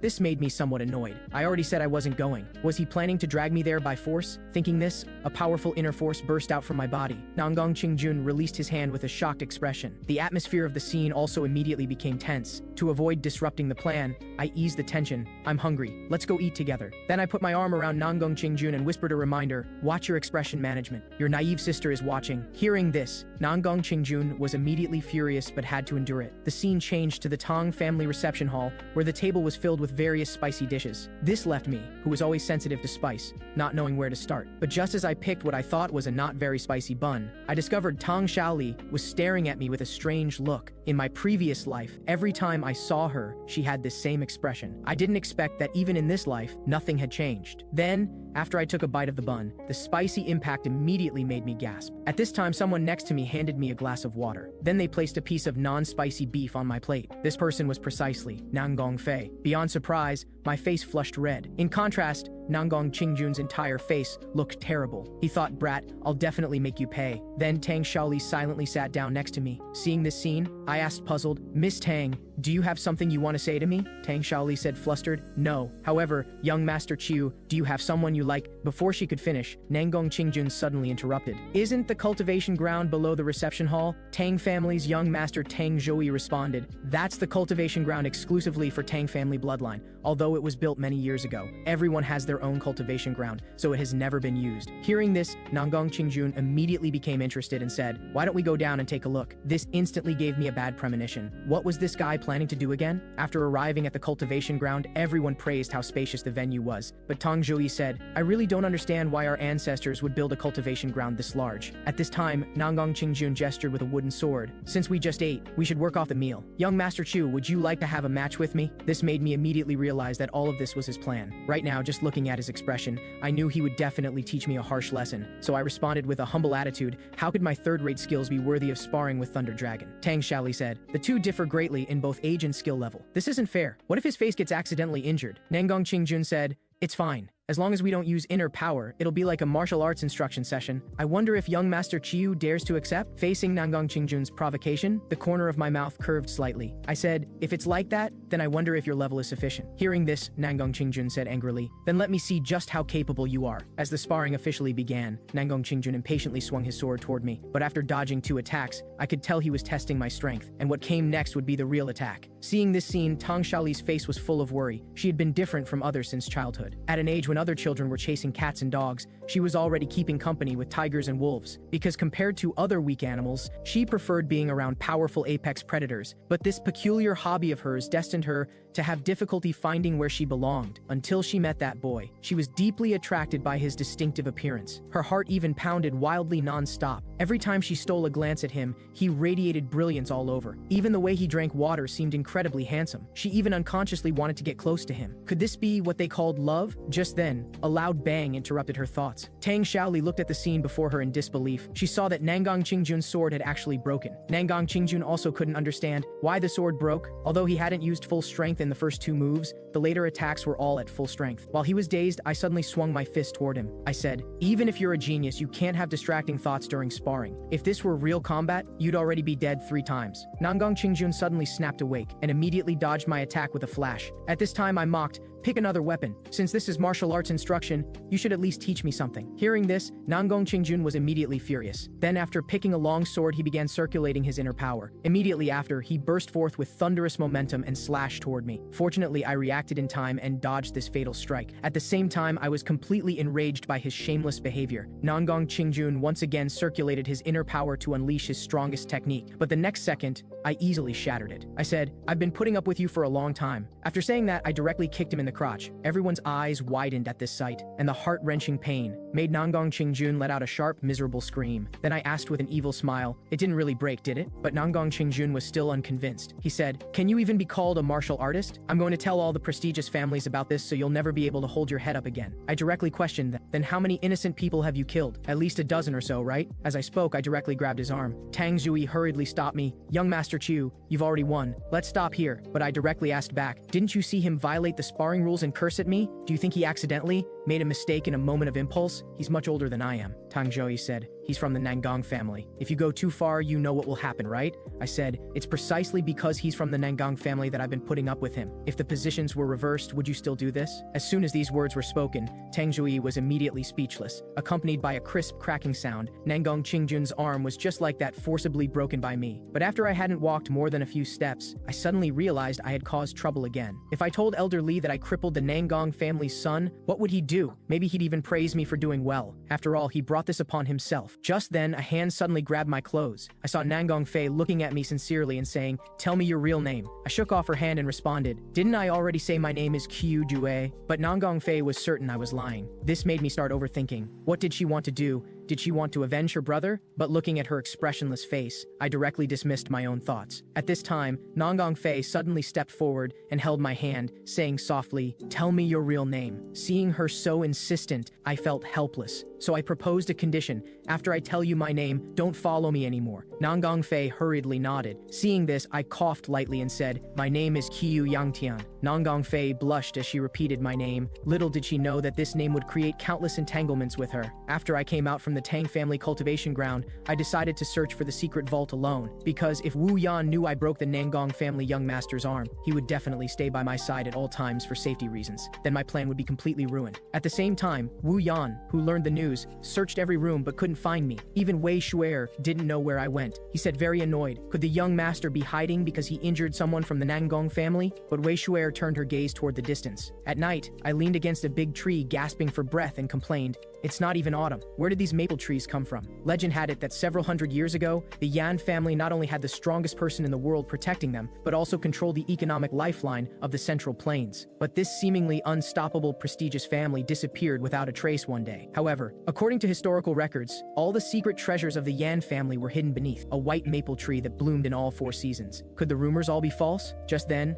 my stomach began to growl. This immediately gave me the thought of giving up. Forget it, at least I really tried my best. As soon as I finished speaking, Wei Shuer suddenly handed a steamed bun in front of me. I took the steamed bun and ate it in big bites, saying, is this bundle all food? Wei Shuer nodded. But the next second, I opened my mouth wide in shock and asked, why are you here? Wei Shuer giggled. Then she took out the food from her back and said she found this place by feeling. After saying that, she promised earnestly, with me here, young master doesn't need to worry. But I still had a worried face. Let's just say the white maple tree was a lie. Hearing this, Wei Shuer immediately refuted and said she just saw it. I casually humored her, then it must be very beautiful. But the next second, I froze directly and said, what did you just say you saw? Wei Shuer responded sincerely, didn't you see it too? Hearing this, I felt awkward. Then Wei Shuer brought me to a dead tree. This left me speechless. Immediately after, I pried open her eyes and questioned, is this a white maple tree? Hearing this, Wei Shuer said aggrieved, I'm not lying. This is a white maple tree. About this, I turned a deaf ear, and even prepared to return to the Qiu family. But just then, a strange sound suddenly caught my attention. I saw a crack appeared at some point in front of Wei Shuer. Seeing this, I hurriedly signaled her to leave quickly. Although I didn't know where that thing came from, I could feel it was very dangerous. As Wei Shuer's finger slowly approached, the crack also began to grow larger and larger. But just as I was about to grab Wei Shuer, a dazzling light flashed. The next second, I covered my mouth in shock. I saw a white maple tree full of vitality suddenly appear before my eyes. Wei Shuer turned around and said proudly, young master, I didn't lie to you, right? At this time, my heart was full of doubts. What just happened? It was clearly a dead tree just now. Could that crack be the switch to open the hidden secret vault? But how did Wei Shuer know? I directly asked her my question, but Wei Shuer just played dumb. This made me very annoyed but helpless. I'll settle accounts with you slowly when we get back, because right now, the most important thing was to find the secret vault. After I carefully explored around the maple tree, I discovered a large hole emitting a lightning aura, but just as I was wondering whether this was the entrance to the secret vault, Wei Shuer jumped down without any hesitation and said, young master, this is the entrance. Hurry up and follow. Seeing this, I gritted my teeth and followed right after her. But what I didn't know was that, at this moment, a strong warrior from the Nangong family had been eyeing us covetously for a long time. After arriving at the secret vault, I immediately signaled Wei Shuer not to act recklessly in the future, but she looked ahead with a troubled expression. I saw 2 cave entrances appear before us. Just as I was thinking about which way to go, Wei Shuer suddenly pointed in one direction and promised earnestly that it must be this way, thinking that since she could find the white maple tree, I might as well trust her one more time. A moment later, the strong warrior from the Nangong family also jumped down. I didn't know how long we had walked. I began to regret my earlier decision. I said, Shuer, did we take the wrong path? Why can't we see the end at all? Wei Shuer responded firmly, young master, don't worry. Just trust me. After walking like this for a while longer, Wei Shuer suddenly stopped. She pointed at a pitch-black room and said, young master, we've arrived. Seeing this, I directly gave her 2 punches on the head and said, this is the good path you led, but there's nothing here. At this time, Wei Shuer suddenly reached out and patted my shoulder, saying tremblingly, young master, there seems to be something. As soon as she finished speaking, a white creature kept swimming around us. This left me full of surprise. I didn't expect a giant demon serpent was guarding this place. I never imagined there would be a demon beast in such a place, but this was clearly a sealed room. Where did it come from? And judging by its appearance, it was at least blue grade. However, what was fortunate was that the demon creature hadn't awakened yet. So just as I was preparing to sneak away with Wei Shuer, the demon serpent suddenly opened its eyes. Seeing this, I hurriedly protected Wei Shuer behind me. Damn it, it woke up. This was completely not an opponent I could defeat. I finally had a chance to live peacefully. I absolutely couldn't just die here in vain. Thinking this, I raised my fist and gathered my inner power. At this time, Wei Shuer's eyes flashed with golden light. The next second, the demon serpent actually took the initiative to speak. Child, put away your power. I have no intention of harming you. This immediately shocked me. I said, why can you speak human language? The demon serpent smiled. I'm very curious why a child not of Yan family bloodline can find this place. Then I explained the whole story. After hearing this, the demon serpent seemed to think of something and continued questioning me about my purpose for coming here. If this demon serpent knew we came for the secret vault, then it probably wouldn't let us go. So I said we just stumbled in by accident. However, The demon serpent said directly, "You came for the secret vault, right? But unfortunately, what you want is already gone. However, I still want to ask you one last question, child. What do you think destiny is?" Hearing this, I was immediately speechless and said, "What kind of lousy question is that?" The demon serpent was stunned at first, then burst into loud laughter. Seeing this, my expression immediately became serious. This demon serpent must have gone crazy. Then the demon serpent said, "Seeing someone not of Yan family bloodline set foot here, I knew they were probably all dead. For something that has already disappeared, what is there for me to be attached to? There's nothing left here for me to guard." Hearing this, I thought it was going to let us leave, but the next second, a golden unknown sphere dropped in front of me. It said, "This thing has to fall into someone's hands anyway. Why not just give it to you? Because you, who carries those things in your heart, might find it easier to accept than others." But before I could understand the deep meaning in its words, the golden sphere began flickering continuously. This immediately shocked me. This thing clearly didn't have a magic stone's aura. Why did the 1000 absorption technique activate again? But this feeling was different from absorbing a magic stone. As the golden light grew stronger and stronger, I also gradually became pained. Just then, Wei Shuer suddenly raised her hand to my back and began transmitting inner power to me. Before I could figure out the situation, the next second I lost consciousness and passed out. At this time, the demon serpent asked Wei Shuer again if she was satisfied. Wei Shuer, emanating profound inner power, said sternly, "How dare you ask if I'm satisfied?" The demon serpent reminded, "Put away your inner power. Such powerful inner power won't just make you faint." Wei Shuer naturally understood this point as well. The demon serpent asked curiously, "Since you know, then why do you still choose to change so many things? Is this your choice?" Wei Shuer asked back, "Why did you give him that important gem?" The demon serpent said, "It's just an accidental variable. Waiting for someone who won't come is too lonely. I've already let everything go." As it spoke, its body began to slowly disintegrate. Finally, it turned into fragments and dissipated throughout the entire room. Wei Shuer sighed that fate was truly fickle. Then she shifted her gaze to me and said, "You're still as oblivious as ever. You're clearly so afraid of losing your second life, but when facing danger, you still protected me without hesitation."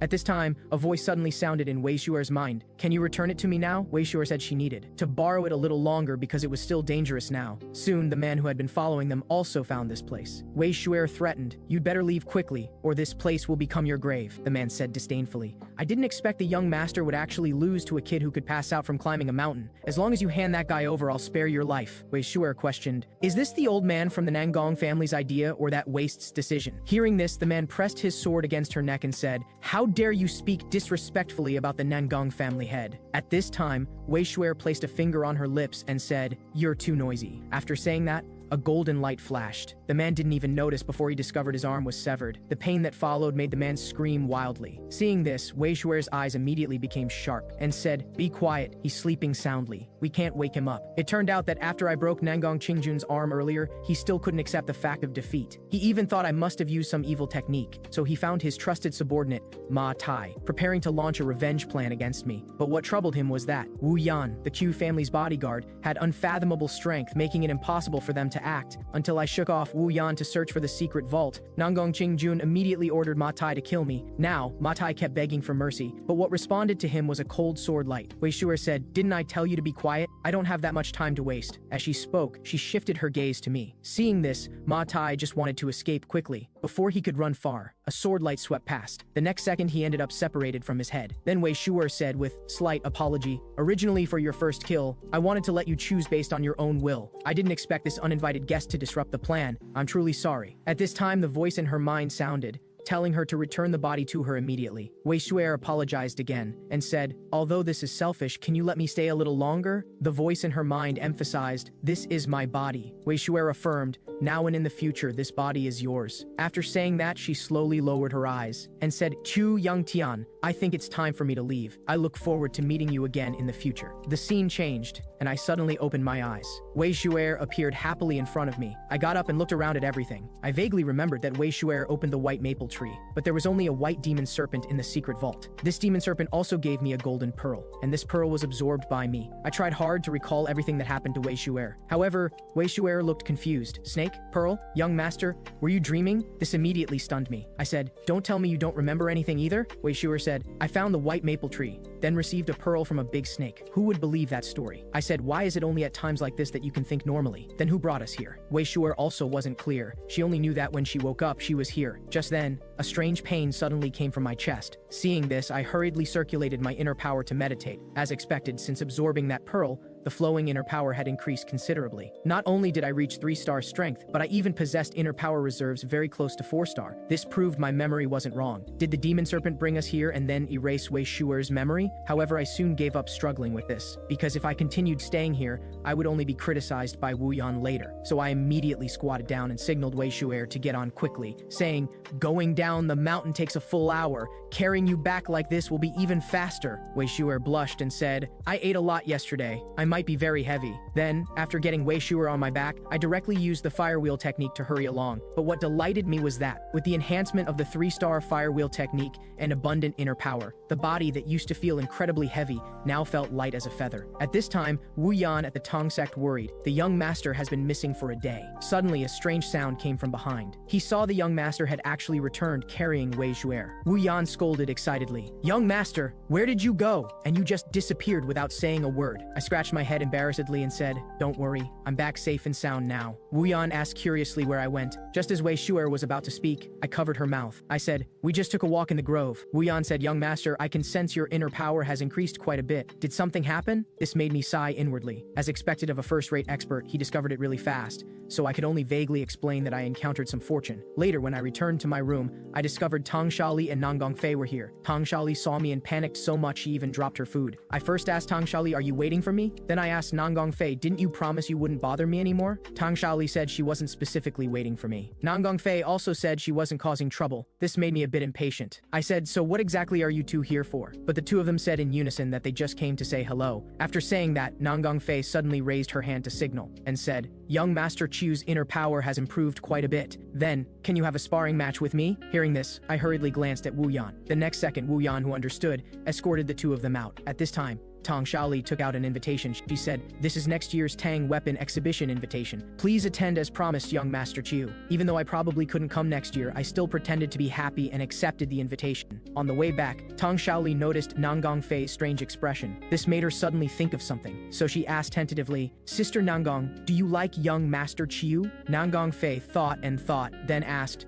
"What is like?" This made Tang Shali stammer and feel too embarrassed to speak, so she had no choice but to helplessly end this topic. At this time, Nan Gongfei asked, "Shali, didn't you say you had something to give me?" Tang Shali said, "That invitation just now was originally meant for you, but I don't know why I gave it to young Master Chiu." Nan Gongfei patted her head and interrupted, "It's fine, you did well." Hearing this, Tang Shali's mood immediately improved. She said, "To make amends, let me treat you to the best poison." Little did she know that at this moment, in Nan Gongfei's eyes, Tang Shaoli's entire body was filled with an aura that disgusted her. The scene changed to the Nangong family residence. The Nangong family head was reprimanding Nangong Qingjun. "I sent you there just to have you take good care of your sister. But not only did you lose to an unknown rising talent, you also inexplicably lost a personal bodyguard." About this, Nangong Qingjun also wondered why Ma Tai hadn't returned yet. Could he have failed? But Ma Tai was a top-level expert. Just then, the Nangong family head suddenly burst out with powerful inner force and said, "Do you know where you disappointed me most? Whether it's violating the rules during sparring or being humiliated in public due to lack of strength, none of that matters. What disappoints me is that you didn't properly clean up after these matters. But I won't punish you this time. Go into seclusion for a while first." Nangong Qingjun accepted the punishment with an unconvinced face, and he kept muttering about the Q family. The Nangong family head, who was preparing to leave, stopped in his tracks and said, "From now on, we won't mention this matter again." Nangong Qingjun turned around and said sternly in confusion, "Father, what do you mean?" But with just one look from the Nangong family head, Nangong Qingjun was frightened into lowering his head. The family head said, "You'll understand when you become the family head one day. Before then, don't have any improper thoughts about the QU family. Maybe they'll become family with you in the future." Nangong Qingjun first nodded his head, but soon he reacted and said, "Father, did you just say become family?" The scene changed. I, who learned the news, said in shock, "Elder Li, what did you just say?" Elder Li repeated it again. "Your marriage engagement has already been put on the agenda." This made me suspect Elder Li was joking with me. After all, I had just broken off the engagement with the Peng family, so how could a waste like me possibly get married? Elder Li said, "Are you planning to be alone forever? This marriage arrangement was prepared for you by me, so just agree to it." Even so, I still didn't believe what he was saying. At this moment, the guard Wu Yan stepped forward and said, "Young master, the news of your engagement seems to be true, because it has spread throughout the entire manor." I was very confused. The news of my broken engagement with the Peng family was probably known to everyone. Now there was actually a noble family that wanted to get engaged to a guy like me with such a ruined reputation. Thinking of this, I asked Elder Li, "Which family's young lady is it?" Upon hearing this, Elder Li said with a proud expression, "Don't be too surprised when you hear this. It's the Nan. Before Elder Lee could finish, I confirmed the answer from just one word. The next second, Elder Lee and I both said the words Nangong family together. But what exactly did the Nangong family want to gain from me? I suddenly thought of something. Wait, doesn't the Nangong family only have one female member? Elder Lee said, that's right, perhaps you already met each other at the Tang military exhibition. Upon hearing this, I was first stunned. Then I couldn't help but shout out loud, saying, you mean that lunatic Nangong Fei? I was completely dumbfounded. Why would that lunatic want to get engaged to me? Elder Lee told me not to speak ill of my fiancé, and that this was the family's decision. If I had any complaints, I could go discuss it with the family head. But besides that, there was something even more surprising. After saying this, an evil smile appeared at the corner of his mouth. Yang Tian, your eldest sister has returned. Upon hearing this, I felt terrible. I vaguely remembered that Overlord, one of the three venerables, once said to me, this is a golden age where talent emerges in abundance. The geniuses of the noble families are springing up like bamboo shoots after rain. You, born in this era, seem rather mediocre and ordinary. Compared to your eldest sister, the Black Phoenix Chushi Fei, you're like heaven and earth apart. And since childhood, my eldest sister's care for me was no less than Elder Lee's, which is why I had always feared her. Thinking of this, I just wanted to hide myself away. But just as I was about to slip away, Elder Lee grabbed me and held me back. He said, Yang Tian, where are you going? I turned my head and said, when eldest sister asks later, can you say you haven't seen me? Elder Lee asked in confusion. You haven't seen your sister for many years, don't you miss her at all? While trying to break free from his grip, I said, do you know what she'll do when she sees me? Anyway, no matter what, I'll disappear for a few months. Please keep it a secret for me, Elder Lee. But Elder Lee didn't care about any of this, saying that if I continued talking nonsense, he would knock me unconscious. Just then, a familiar yet frightening voice suddenly came from outside the door. My dear little brother,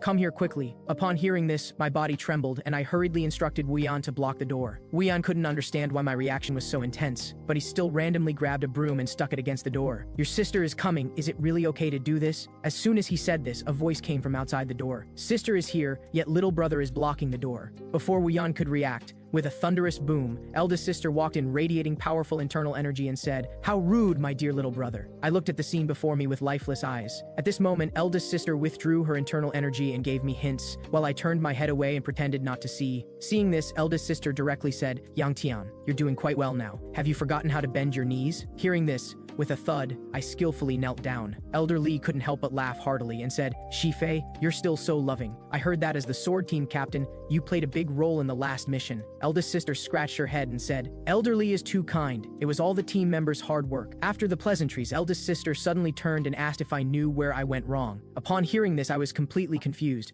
Was it because I blocked the door just now, or because I was about to run away? But these weren't the answers eldest sister wanted. I continued asking if it was because I defeated second sister. Eldest sister didn't expect I had actually beaten Yanshu, but that wasn't the final answer either. So, having run out of patience, eldest sister directly pressed her hand on my head, saying, I'm talking about the engagement. Why didn't you tell me about the engagement first? As she spoke, she gathered internal energy in her fist. I hastily said, I only just found out myself, but why must I tell you first? Hearing this, eldest sister was so angry she swung her fist to strike me. At this moment, Wuyan stepped forward to interrupt. Eldest miss, please. But eldest sister merely responded with a glance, and Wuyan immediately changed his tune, saying, please do as you wish with the young master. Just when there was nowhere left to hide, Wei Shuer suddenly stepped forward to stop her. Eldest sister looked at Wei Shuer with a puzzled expression. I hastily instructed Wei Shuer to step back and explained to eldest sister that she was my attendant, but eldest sister seemed to sense something, so she slowly moved her hand away from my head. The next second, she radiated a magnificent internal energy throughout her body, saying, little brother, who exactly is she? Before I could respond,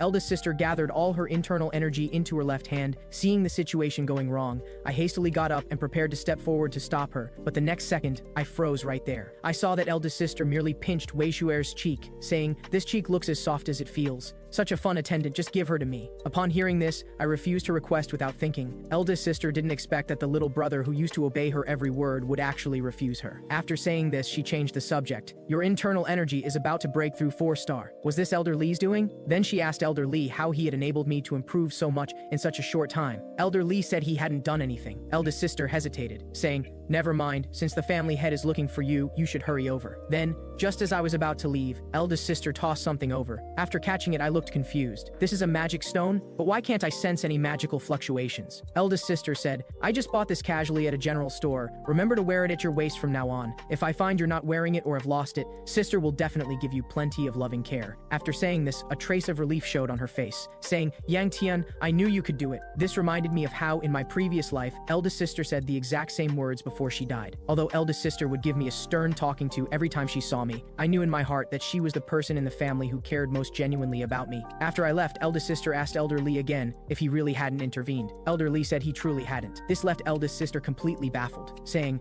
I remember last winter he only had 1 star strength. Forget using internal energy to radiate heat, even his movements were completely without method. But now not only is his mental technique stable, his internal energy has multiplied, and his body has become stronger too. How did he cultivate to this level so quickly? Don't you find it astonishing? Elder Lee said, did he encounter some fortunate opportunity? Why don't you ask him? After all, you're his sister. Eldest sister spread her hands and said, never mind, he definitely won't tell me. Then eldest sister said, Elder Lee, you should be able to sense that attendant too, right? Elder Lee knew what she meant, but under pressure from the swordmaster, he could only play dumb, saying, you're being too sensitive, isn't that child just an ordinary servant girl? Eldest sister said, I just wanted to confirm whether I'm the only one who can sense that subtle feeling. I wasn't too sure at the time, so I deliberately felt her all over. Could I be overthinking it? Faced with eldest sister's worries, Elder Lee was very understanding, because since childhood, no one was willing to stand with Qiu Yangtian. Only she had always taken care of Qiu Yangtian alone. Then Elder Lee hastily agreed. After all, having fought demon beasts for several months, it's natural to become overly sensitive. With me by Yang Tian's side, you can rest assured. Under Elder Lee's persuasion, eldest sister dismissed her concerns. At this moment, Elder Lee said, you should communicate with him properly. Using the engagement as an excuse to lecture him is too far-fetched. Those who don't know might think you're opposing this engagement. Eldest sister said, I am opposing it. I want to see what kind of person dares to get engaged to my little brother. The scene shifted to the family head's room. The family head asked me to confirm whether I had broken Lei Long's arm. Upon hearing this, I let out a deep sigh and said, he was the one who proposed sparring with me, and he broke the rules and used killing moves on me, so I deliberately retaliated. Father asked with slight skepticism if I had any witnesses. After receiving my affirmative answer, he changed the subject, saying, it seems you've improved quite a bit recently. That's good. Continue working hard in the future. This was somewhat unexpected. Upon learning his son had advanced 3 stars in a short time, his reaction was so indifferent. Father continued, the Nangong family also attended the exhibition, so you must have met your fiancé, right? Upon hearing this, I was first stunned, but quickly calmed down again. Then I asked Father, what's the deal with the engagement to the Nangong family? Father said, this was decided by the Council of Elders. For you,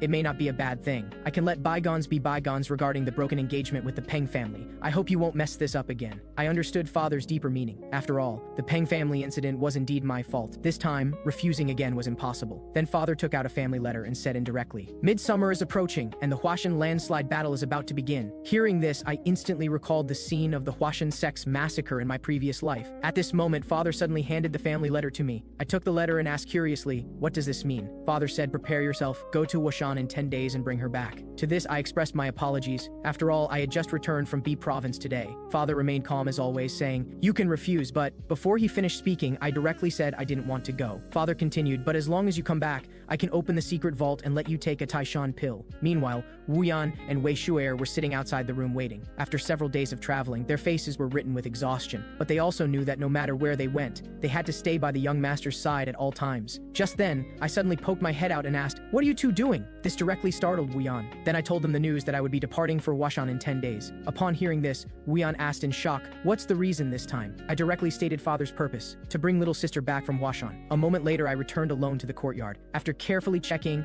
and finding no signs of Elder Lee or eldest sister, I walked in with peace of mind. I thought the engagement and sister were already headache enough. Now there was another task added to go to Huashan to bring back little sister. Whatever. I should just get a good sleep and temporarily forget about these troubles. But just as I was sleeping soundly, a figure suddenly appeared in front of me. Steamed buns, delicious steamed buns. Just as I was woken up, the next second, an arm locked directly around my neck. The person was none other than my eldest sister who doted on me so much. While stuffing steamed buns into my mouth, eldest sister said, you're at the age of growing, how can you skip dinner? I struggled free with all my might and knocked away her steamed bun, saying, sister, what are you doing here? Eldest sister responded with a teasing tone, of course I'm returning to my own room. Looking at the wine flask in her hand, I asked if she had been drinking and was starting to talk nonsense again. Eldest sister said, I saw you didn't eat dinner, so I brought you steamed buns. Shouldn't you thank me? Before I could respond, eldest sister started asking whether I liked the Nangong family's young lady. The sudden question made me choke on my water. Eldest sister said, "You care about this so much that just hearing about her can shock you into choking yourself to death?" Then she gulped down 2 mouthfuls of wine and said, "Damn it, the Yangtian I raised with such hard work." Hearing this, I interrupted, "Sister, after you finish drinking, can you please not stay here? Go sleep somewhere else, okay?" But what responded to me was a scolding from eldest sister. "You heartless guy, when you were little, you used to cling to me all the time." Then she covered her face embarrassedly and said, "Tonight let sister sleep together with you." Upon hearing this, without thinking, I got up and prepared to leave. At this moment, eldest sister suddenly called out to me softly. When I turned to look, she spoke her truest thoughts. "Yang Tian, how about a sparring match with sister?" Upon hearing this, I was first stunned, then immediately tried to brush her off using her drunkenness as an excuse. However, eldest sister suddenly became serious, saying, "Is that really okay?" I was immediately full of confusion, asking, "What are you referring to?" Then eldest sister pointed at my chest and said, "Although I don't know what method you're using to cultivate, right now there's a large amount of unrefined internal energy wandering around inside your body. I think you also know that continuing like this will definitely lead you go Astra, right? This is a problem that must be resolved quickly." I naturally understood what eldest sister was saying. At the time, the gem given by the white snake contained a massive amount of spiritual energy, but due to my physical condition, much of that spiritual energy hadn't been absorbed yet. Thinking of this, I seemed to understand eldest sister's intention. I said, "So that's why you suddenly proposed sparring with me?" However, eldest sister said, "No, I just simply want to beat you up." This left me stunned. Why couldn't I have a normal sister? Soon after arriving at the sparring ground, eldest sister eagerly began warming up before battle. Looking at her unarmed little brother, she asked full of confusion, "Aren't you using a sword?" I responded saying I'd be fine with just my fists. Eldest sister gave a cold laugh and said, "Your words are still so irritating. Make your move." Upon hearing this, I reminded eldest sister, "Remember to stop at a proper point during sparring." Eldest sister laughed heartily and said, "Come on, I promise I won't kill you, don't be afraid." Before she finished speaking, a blur suddenly appeared in front of her. Before she could react, a heavy punch landed solidly on her body, sending her flying backward. Taking advantage of this opportunity,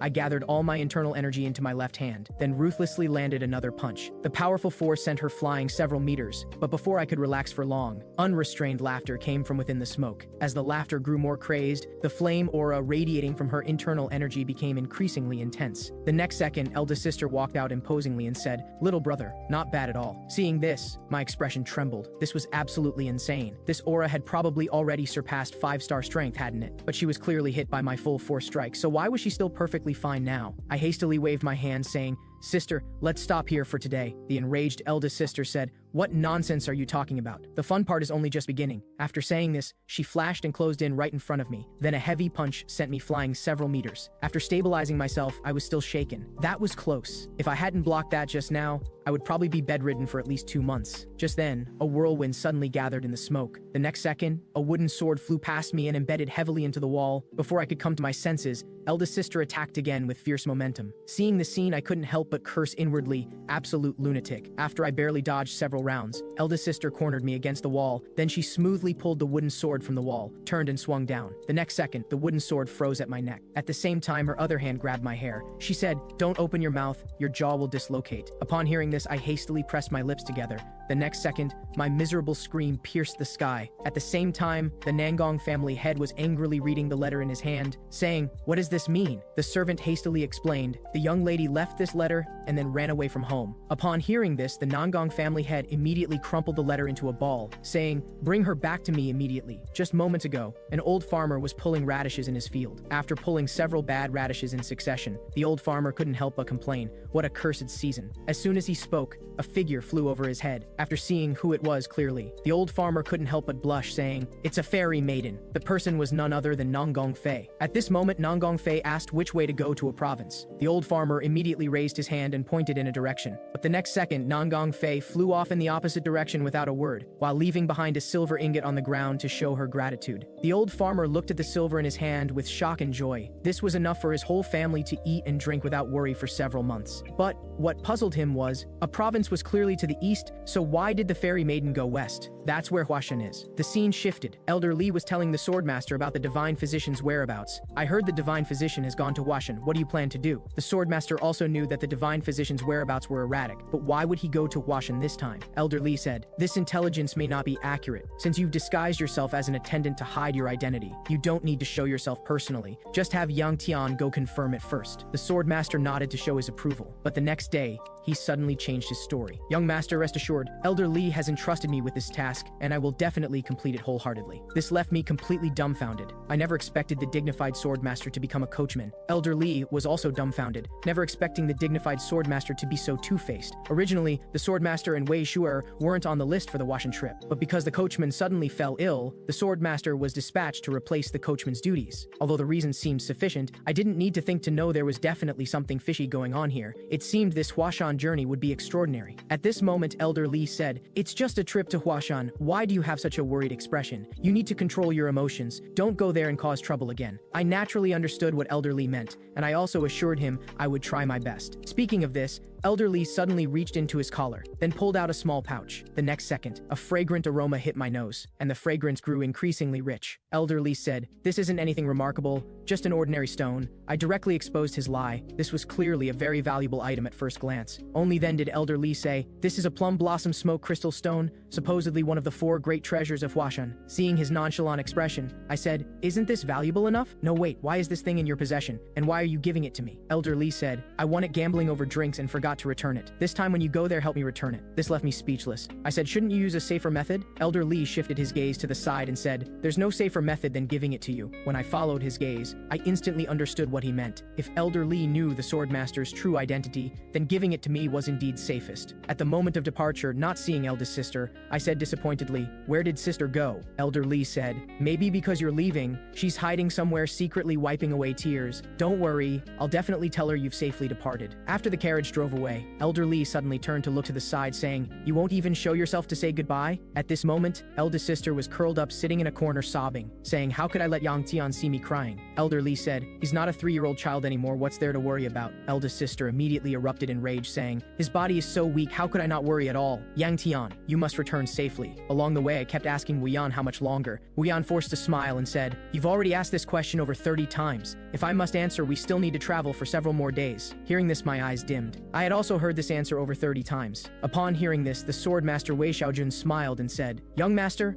are you feeling unwell somewhere?" This made me somewhat flustered. I said, "No, I'm just a bit bored." The swordmaster didn't know that he was what made me most uncomfortable. How could I be comfortable traveling with the swordmaster? I shifted my focus to Wei Shuer, saying, "Is it really okay to eat alone? Hurry up and hand it over." Wei Shuer said, "The attendant sister gave this to me, so I need her permission first." The attendant immediately said, "There's nothing to ask. These steamed buns all belong to the young master anyway." Just like that, I successfully got the steamed bun. Wei Shuer also breathed a sigh of relief. Good thing, the young master only took one. Meanwhile, at the Qiu family manor, eldest sister was asking with a serious expression who the person before her was. The woman tidied her messy hair and responded again, "I am Nanggong Fei." Hearing this name, eldest sister's face immediately darkened. Yang Tian's fiancé, huh? But those azure bright eyes, that delicate, rosy little mouth. I had to admit she was truly beautiful. Then eldest sister asked what she was doing here, and in such an undignified state at that. Nanggong Fei honestly said, "Because I accidentally took the wrong path." Eldest sister continued pressing, "So you went through all this trouble to rush here for what?" Nanggong Fei responded embarrassedly, "To see my betrothed." Eldest sister said, "It doesn't seem like the engagement has been formalized yet, right? Besides, my little brother isn't home right now." Hearing this, Nanggong Fei immediately understood. So this person was Qiu Yangtian's sister. Looking at eldest sister's smug expression, Nanggong Fei seemed to think of something, so she hastily straightened her disheveled clothes and messy hair. Then softly inquired, "Where did he go?" Eldest sister laughed heartily. "He went to Huashan, very far away." What a predicament, what a twist of fate. Unexpectedly, Nanggong Fei smiled slightly and said, "So he went to Huashan." The next second, she disappeared from the spot. Eldest sister was still there with cold sarcasm, "So you'd better go home." But when she came to her senses, Nanggong Fei had long since vanished without a trace. Did she go home? But why didn't she even say goodbye? The scene shifted. Wei Shuer was hugging the attendant and sleeping soundly. The guard Wu Yan was also resting. The night watch duty fell to the sword master Wei Xiaojun. Soon, movement in the distance caught his attention. Judging from the internal energy contained in the breathing, this kid seemed about to break through to 4-star. But I found this extremely troublesome, because after the internal energy accumulated in my body reached a certain level, it wouldn't flow and circulate completely according to my control. So right now, I had to break through the 3-star barrier as quickly as possible. But the problem was, I could barely manage external energy release. Yet sister could effortlessly burst out her internal energy. Talent was really so unfair. Whatever. I had to focus now. Having time to complain about these things was better spent on diligent cultivation. Thinking this, I attempted to circulate my internal energy again. But the next second, a plum blossom fragrance drifted into my nose. This made me complain. what use was this plum blossom smoke crystal stone anyway? Why did Elder Lee have to give this thing to me? And this thing's fragrance was even richer than before. Because of this fragrance, I couldn't concentrate at all, but this thing didn't seem to have changed at all. Thinking this, I sighed. Although it was a bit regrettable, today's cultivation could only end here. But just then, an accident happened. Large plum blossom petals suddenly began falling from midair. I couldn't help but wonder, how could there be plum blossoms in summer? What is this? At this moment, a voice suddenly came, "You don't seem to be from Huashan." This startled me. Who's there? I began constantly looking around, but didn't discover anyone. But just when I thought I was experiencing auditory hallucinations, that voice sounded again. "Since you're not from Huashan, why are you absorbing the aura?" This time I clearly heard that voice. It was an old man's voice. He said, "Which family's child is this getting so easily startled? This will cause problems." Before I could understand the deeper meaning of the words, the plum blossom smoke crystal stone in my hand suddenly changed. As a wave of drowsiness hit me, the next second, I unknowingly lost consciousness. The next day, amid everyone's calls, I slowly woke up. Seeing this, Wei Shuer excitedly hugged me. From Wuyan, I learned that I had fainted in the forest last night, and it was the sword master who brought me back. Just as I was about to express my thanks, the sword master said this was what he should do as an attendant. After saying this, he embarrassedly shifted his gaze away. It turned out Wei Shuer had started being presumptuous with my face. Seeing this, I pushed her away. Wuyan asked what happened last night. This immediately put me deep in thought. While cultivating last night, the stone suddenly began to glow. Thinking of this, I immediately pulled out the plum blossom smoke crystal stone. Fortunately, it looked perfectly normal. However, when I opened it, I discovered that the plum blossom smoke crystal stone's glow had dimmed considerably, and even the fragrance it emitted had completely disappeared. I immediately understood. It was the 1,000 absorption technique. So after I absorbed the spiritual energy from the stone, I suddenly fainted. Although I had thought this stone must contain secrets unknown to others, I didn't expect I would actually absorb it. Thinking of this, I suddenly realized something. Then I placed my hand on my chest, feeling the true chi that was much richer than before. I was secretly delighted. Sure enough, I really had reached 4-star. Then, as we continued onward toward Huashan, I could always occasionally sense some unusual gazes, which troubled me greatly. Although advancing to 4-star overnight felt very incredible, could everyone please stop staring at me like this? Just then,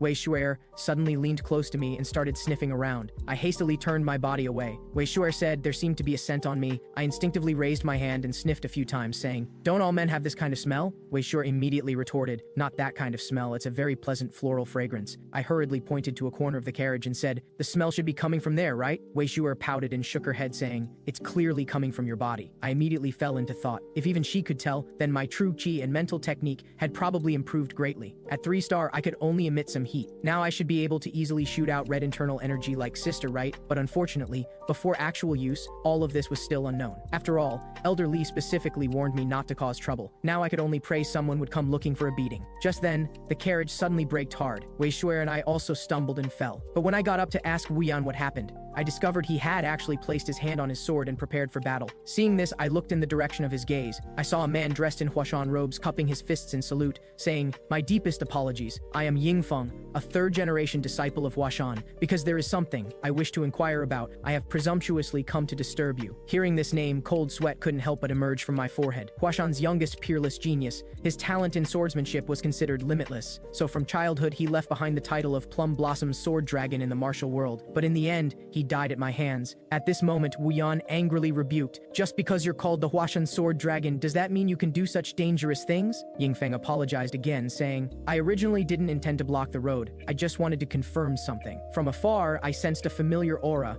so I wanted to confirm whether there were Huashan people in the carriage." After saying this, he walked straight toward the carriage. Seeing this, Wuyan immediately drew his blade to warn him not to approach, and I hastily averted my eyes, praying that the person he mentioned wasn't me, however accompanied by falling plum blossoms. The next second, Yingfeng instantly stood before me. He said, "Young hero, why do you carry Huashan's aura?" This made my face instantly turn ashen. If the Huashan people discovered that the plum blossom smoke crystal stone's power had all been absorbed, forget going to Huashan, I'd probably have to hide in corners for the rest of my life. However, just when I didn't know what to do, last night's old man's voice appeared again. I looked in the direction of the voice. I saw a little old man dressed in Huashan robes floating before my eyes. To this, the little old man said joyfully, "You can see me?" To this, I rubbed my eyes in disbelief, but the result was still the same. At this moment, the little old man said with a serious expression, "You, a junior, seeing an elder, still won't show respect?" This made me fall into thought. But soon I had an answer in my heart. I must have been cultivating too diligently recently, causing mental confusion and hallucinations. The little old man hastily responded, "This isn't a hallucination." Hearing this, I helplessly shook my head again. Now I was even experiencing auditory hallucinations. Seeing my abnormal behavior behavior, Yingfeng asked in confusion. Are you feeling unwell somewhere? I pointed at the little old man in front of me and asked, can't you see this old guy the size of a bug? And didn't you hear such a loud voice either? This made Yingfeng's expression instantly turn serious. He said, are you joking with me? Then I asked Wu Yan, can't you see it either? Upon hearing this, Wu Yan was first stunned, then perfunctorily said, I saw it, it's a red-haired old man, right? I was speechless. What was going on? Had I encountered a ghost? Where exactly did I get haunted? The little old man said, have you forgotten that you actively ate it yourself? Hearing this, a thought suddenly flashed through my mind. Could it be because I absorbed the plum blossom smoke crystal stone last night? The little old man immediately gave an affirmative answer. But the next second he said angrily, if I hadn't helped you at that time, you would have already had gone astral by now. Yet you actually called me a bug, a ghost. What a rude fellow. Hearing this, I gradually accepted reality and asked, then, old sir, who are you? Since I don't know you, you probably aren't that famous, are you? The little old man sighed. It seems I've truly grown old. If it were back in the day, one look from me would have scared you silly.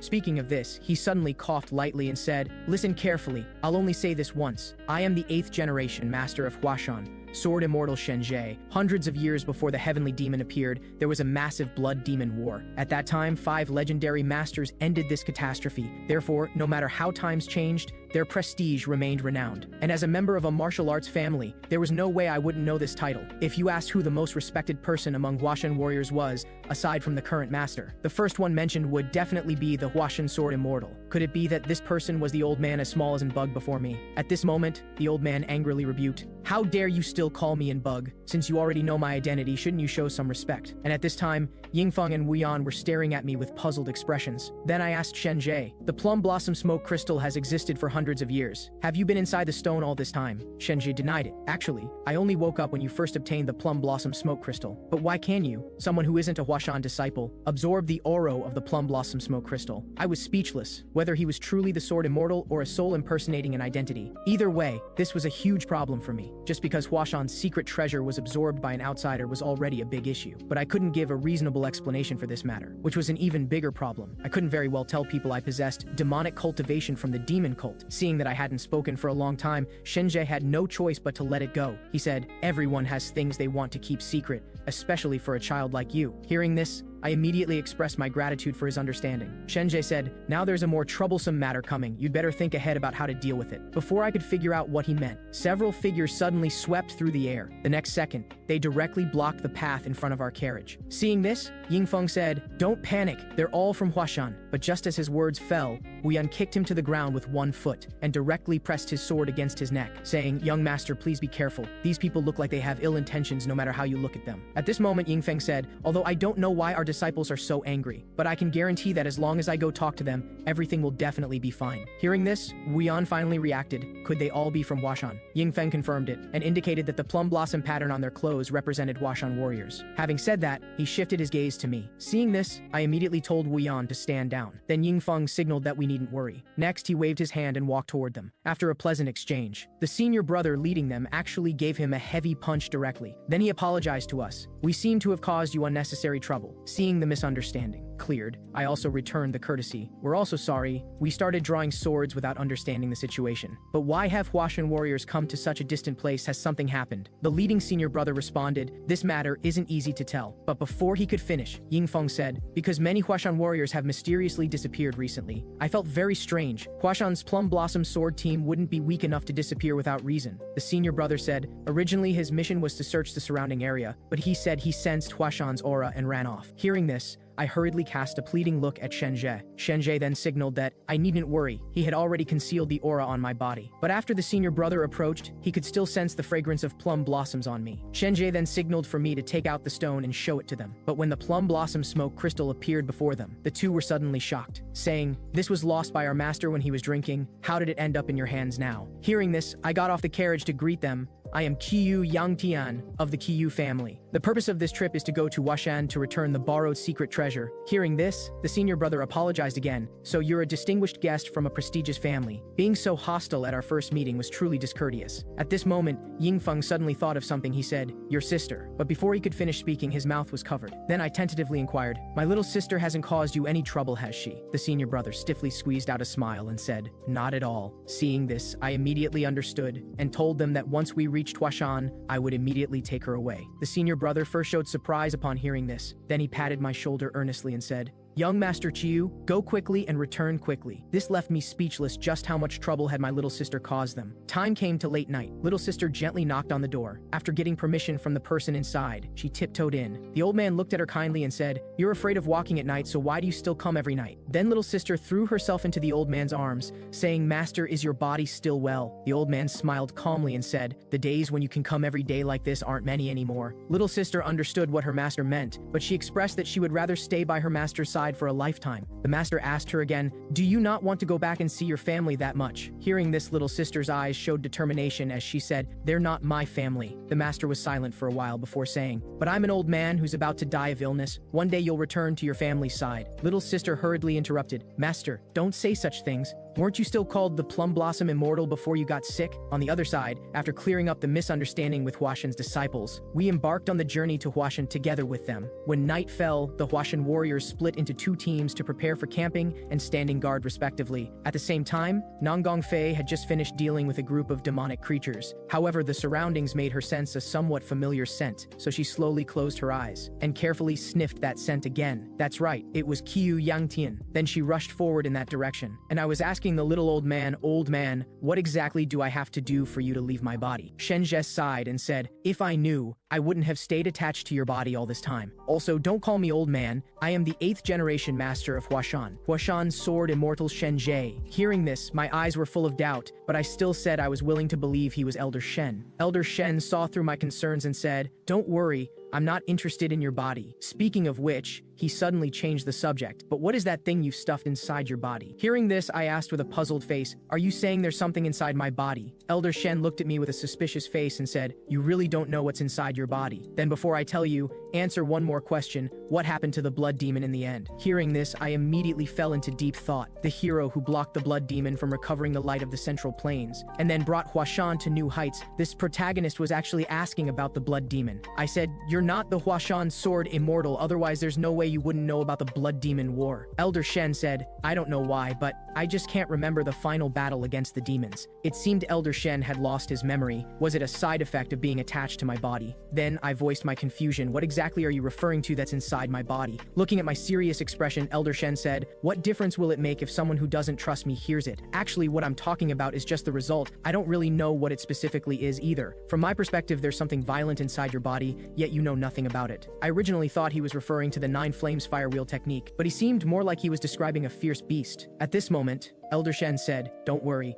I've already made it fall asleep. If I release the restraints, it will rampage around like a demonic creature biting everything. Do you want to try?" But before I could agree, he opened his palm. The next second, a sharp pain swept through my entire body. I instantly collapsed to my knees, unable even to breathe normally. It was as if an extremely sharp internal force was constantly surging through my body, just when I couldn't control my body, and my mind was about to collapse. Elder Shen made a gesture and instantly restrained it again. He said, "Do you understand now?" I gasped heavily for breath, asking, "What exactly was that just now? Why is such a thing inside my body?" Elder Shen was also puzzled by this, but today could only go this far. Speaking of which, he pointed upward with his finger. But before I could react, the next second, a figure emanating the scent of plum blossom swept past before my eyes. As the smoke slowly dispersed, a familiar figure suddenly appeared before me. I asked, "What are you doing?" I saw Yingfeng slowly turn around with his back to me. Huashan has an old saying passed down, "If you want to get close to someone, have a good fight." This left me completely baffled. What kind of old saying was that? Could this be Huashan's way of requesting a sparring match? Yingfeng apologized. "I've just never seen a rising talent around my age, so I got a bit excited." Hearing this, I said in confusion, "What do you mean? Clearly Huashan has many rising talents." Hearing this, Yingfeng suddenly didn't know what to do, but in my heart I was very clear. As the Plum Blossom Sword Immortal, he was an insurmountable mountain for those without talent. Even if he stayed with ordinary martial artists his age, it would only increase their sense of inferiority. But in my view, his invitation to spar with me was also a recognition of my strength. Thinking of this, I immediately agreed to his request, but just this once. Hearing this, Yingfeng instantly lit up with joy. Then he solemnly expressed his gratitude to me, but just as he was about to make a move, a lightning-like momentum suddenly manifested around him. As the aura grew increasingly intense, the next second, he was kicked directly into the water with one foot. Seeing this scene, I was completely baffled, but when I turned around to look, I discovered it was actually Nanggong Fei who had found her way here. And when Nanggong Fei saw me, tears of joy welled up in her eyes. "Finally found you. Qiu Yangtian. After seeing Nangong Fei, whom I hadn't seen in a long time, I recalled some memories from my past life. At that time, the sky was pouring with torrential rain, and I silently looked at Nangong Fei, who was severely injured, with mixed emotions. At this moment, Nangong Fei asked me if I was crying. I immediately denied it. Don't be ridiculous, it's rainwater. Hearing this, Nangong Fei's face showed a hint of disappointment. Then I asked her, you clearly could have escaped. Why did you stay to fight alongside me? Hearing this, Nangong Fei was silent for a few seconds, then said, I simply wanted to do this. After answering, she asked me if the moon was still there. After hearing my affirmative answer, she first showed a relieved smile, then she closed her eyes forever. Just then, a mocking voice suddenly came from behind. I didn't expect there to be friendship among demon people too, or are you two lovebirds flirting? But you don't need to be sad, because you're about to go down and meet her. Hearing this, a terrifying demonic power burst from within my body. Meteor sword, I won't let you die easily. Thinking of this, Nangong Fei suddenly interrupted my thoughts. Qiu Yangtian, I finally found you, I asked with a surprised face. How did you find your way here? Before Nangong Fei could answer, the Huashan disciple beside us spoke first. Young Master Qiu, do you know this woman? Hearing this, the disciples behind immediately drew their swords and prepared for battle. Seeing this scene, I hurriedly thought of countermeasures. That crazy woman Nangong Fei just attacked Huashan warriors. This was a big deal. This definitely wasn't something that could be calmed by me admitting I knew her. Just then, Nangong Fei suddenly said softly, fiancé. As soon as these words came out, all the disciples froze. Even Elder Shen found it somewhat unexpected. With things developing to this point, I could only bite the bullet and admit it. Seeing this,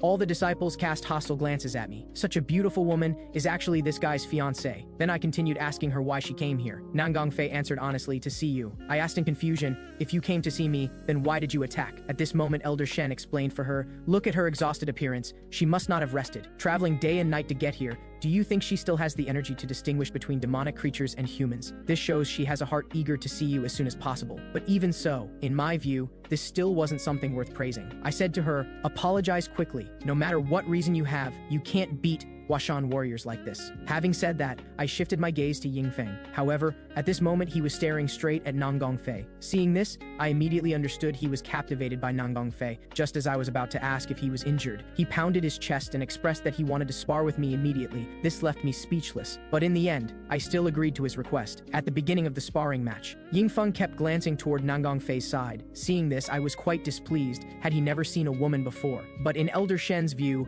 I was clearly jealous. I hurriedly explained, what's there to be jealous about? I won't gain anything from this match. I just don't like his purpose of wanting to show off in front of a woman. Hearing this, Elder Shen continued, you might as well take advantage of him too. Aren't you curious how much stronger you've become after breaking through to 4 stars? At this moment, a nearby Huashan disciple asked, Senior brother, who will win? The senior brother said, although this is quite unfair to young Master Qiu, the outcome is already obvious. Yingfeng is a genuine monster. Everyone has experienced his talent. As long as he takes it seriously, I'm afraid even I wouldn't be a match for him. As he spoke, plum blossoms rose following the sword momentum. Seeing this, Sword Master's expression immediately became grave. As the plum blossoms gathered at the sword's edge, Yingfeng's eyes instantly became sharp. He said, now I'm going to attack. Hearing this, I immediately burst forth with fierce internal force in response. Everyone seeing this opened their mouths wide. Even Sword Master Wei Xiaojun found it incredible. As I gathered all the flame-like internal force into my left hand, I couldn't help but marvel inwardly. This internal force is really strong. Yingfeng saw this with a shocked expression. I asked him, what's with that expression? Are you afraid? Yingfeng smiled and denied it. Then he pushed off with both feet and took the initiative to launch an attack toward me. However, I stood in place without moving. When the long sword was about to hit, I first calmly pushed away his hand, then punched directly at his chest as the tremendous internal force poured out. The next second, his entire body was sent flying. Seeing this scene, everyone was shocked. Even Swordmaster Wei Xiaojun found it incredible. After I arrived at Yingfeng's side, he immediately admitted defeat. But just then, Nangong Fei suddenly stepped forward. I looked over at the sound and saw Nangong Fei place her hand on her sword and say, spar with me once. Hearing this, I was speechless. I said, didn't you see I just finished sparring? Hearing this, a complicated expression appeared on Nangong Fei's face. This made me wonder inwardly, was she angry because she was rejected? But in Elder Shen's view, this looked more like two young lovers having a quarrel. I knew in my heart that if I let her continue like this, things would only become more troublesome, so I could only promise to spar with her next time. Hearing this, Nangong Fei tightly grasped my hand. She said with a shy face, next time for sure. After this incident, I began training hard again. Watching my abundant aura, Elder Shen couldn't help but sigh. This is the first time I've seen a monster like you. you're actually already trying to break through to the middle Dantian now. I indicated he needn't make such a fuss, I was just barely trying it out. Elder Shen said, attempting to break through to the middle Dantian at your age is already remarkable, but you'd better not continue, because once you open the middle Dantian, that thing inside your body might run out. This left me puzzled. Would the thing inside my body react to my internal force? Elder Shen said, the stronger your internal force, the more active it becomes. Hearing this, a hint of disappointment appeared on my face. Damn it, my current strength still isn't enough. At this moment, Yingfeng suddenly walked up, saying, you clearly won the match, but you're still reflecting on your own shortcomings. I asked him what he wanted. Yingfeng directly expressed his gratitude, saying, I haven't learned enough, although I don't know why you did this. I understand you wanted to give me guidance. Elder Shen sighed. He lost so helplessly but didn't fall into heart demons. Instead, he's still organizing his thoughts. But I said, some people rush around everywhere with a determination to die while training, but his purpose isn't pure. Elder Shen immediately retorted, you're really narrow-minded. I said, although I didn't mean it that way, I'm glad you gained something from it. Yingfeng said, I always thought I was the strongest genius, until I saw you. Only then did I realize there's another world out there. You must have put in a lot of effort too. Even though he said this, I still couldn't bring myself to like him. At this moment, Yingfeng expressed his gratitude to me again. This instantly plunged me into memories. Back when I was slaughtering Huashan, Yingfeng never surrendered even unto death. Could it be that this one defeat completely changed him? On the other side, Wei Shuer was gesturing to Swordmaster Grandfather. Did you see? The young master just did that, and that brother with the floating petals lost. Speaking of this, she suddenly changed the subject. Compared to this, there's bad news. Swordmaster asked her what news it was. Wei Shuer responded angrily, the young master is getting engaged. Swordmaster said, that's a good thing. Wei Shuer shouted, no, although I don't know what engagement means. Anyway, it's not allowed. Only I can do things together with the young master. Only after I agree can he do it. Seeing this, Swordmaster could only patiently persuade her. Shuer, marriage agreements can't be forced. Hearing this, Wei Shuer's whole demeanor started becoming wrong. At night, Swordmaster asked her, are you feeling unwell somewhere? Wei Shuer just shook her head. I said in confusion, if not, then why have you been stirring your food this whole time? If you continue like this, you can forget about eating steamed buns in the future. Just as Nangong Fei was about to pick up some food, Wei Shuer knocked down the food she was picking up. Seeing this, Swordmaster immediately scolded, Shuer, what are you doing? Wei Shuer choked up with a wronged expression, then shouted loudly, sister is an idiot. Then she turned and left. Seeing this scene, I glanced at Nangong Fei, asking, did you do something wrong? Nangong Fei shook her head, not understanding. The next day, I woke up with huge dark circles under my eyes. Couldn't remember how many days we'd been camping. Felt like recently I'd spent more time sleeping outside than sleeping at the QIU residence. But just as I was washing my face by the river, Yingfeng walked over bare-chested saying, young Master Chu, want to train together. Seeing this, I said disdainfully, do Huashan disciples have a rule about not wearing clothes in the morning? Elder Shen explained, a martial artist's body changes according to the cultivation method and their own emotions. Only by becoming a more robust tree can more beautiful plum blossoms bloom. So physical training is also essential. But I still declined his kind offer, because today there was something more important. Yingfeng curiously asked me what it was. I looked into the distance and laughed heartily. Today is the day we reach Huashan. Time came to evening. We finally arrived at the foot of Huashan. Elder Shen looked at the familiar scenery with secret sorrow, didn't expect this place to still be the same. I said, which idiot established Huashan at the mountain peak?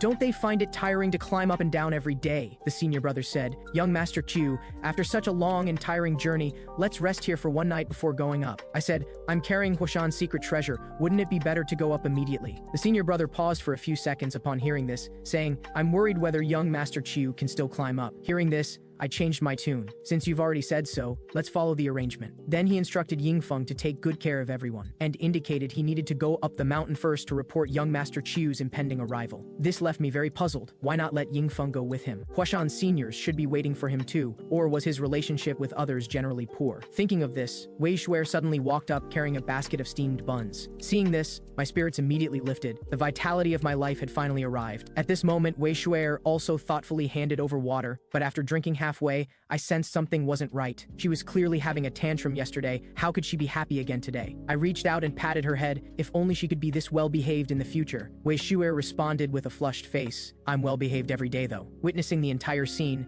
Nangong Fei seemed to think of something. Then she picked up a steamed bun and held it in front of me. Seeing Wei Shuer's face change dramatically, I was caught in a dilemma. But just as I was thinking about whether to eat it or not, Wei Shuer suddenly ate the steamed bun directly, while also looking at Nangong Fei with hostile eyes. Nangong Fei was first stunned upon Huashan seeing this, but ultimately still showed a smile. At the same time, in a certain mysterious cave, a subordinate was making a report to the leader. Boss, a message saying the divine physician appeared in Province C, but the specific location is still being investigated. Hearing this, the leader directly drew his sword and questioned, I didn't tell you to send people there, did I? The subordinate said tremblingly, it was the palace master who personally gave the order, said to imprison them at the branch after capture. The leader continued asking, if there are interfering people, can we kill them? After getting an affirmative answer from his subordinate, the leader smiled coldly. Then he swung his great sword down. The next day, with desperate persistence, I finally climbed to the peak of Huashan. At this moment, I gasped heavily and cursed, which idiot built the Huashan sect in such a place? Wei Shu'er looked completely relaxed. She said, I already said I could carry you. Before I could respond, Nangang Fei suddenly extended her hand before my eyes. But just as I took her hand, Wei Shu'er's expression turned sour again. At this moment, Nangang Fei suddenly slowly lowered her head. Seeing this scene, I was puzzled. What was she doing? Elder Shen laughed at my stupidity. He said, did you forget what you did to Wei Shu'er last night? Hearing this, I suddenly understood, but just as I was about to pat her head, Wei Shu'er extended her hand first. Seeing this, Nangang Fei slowly raised her head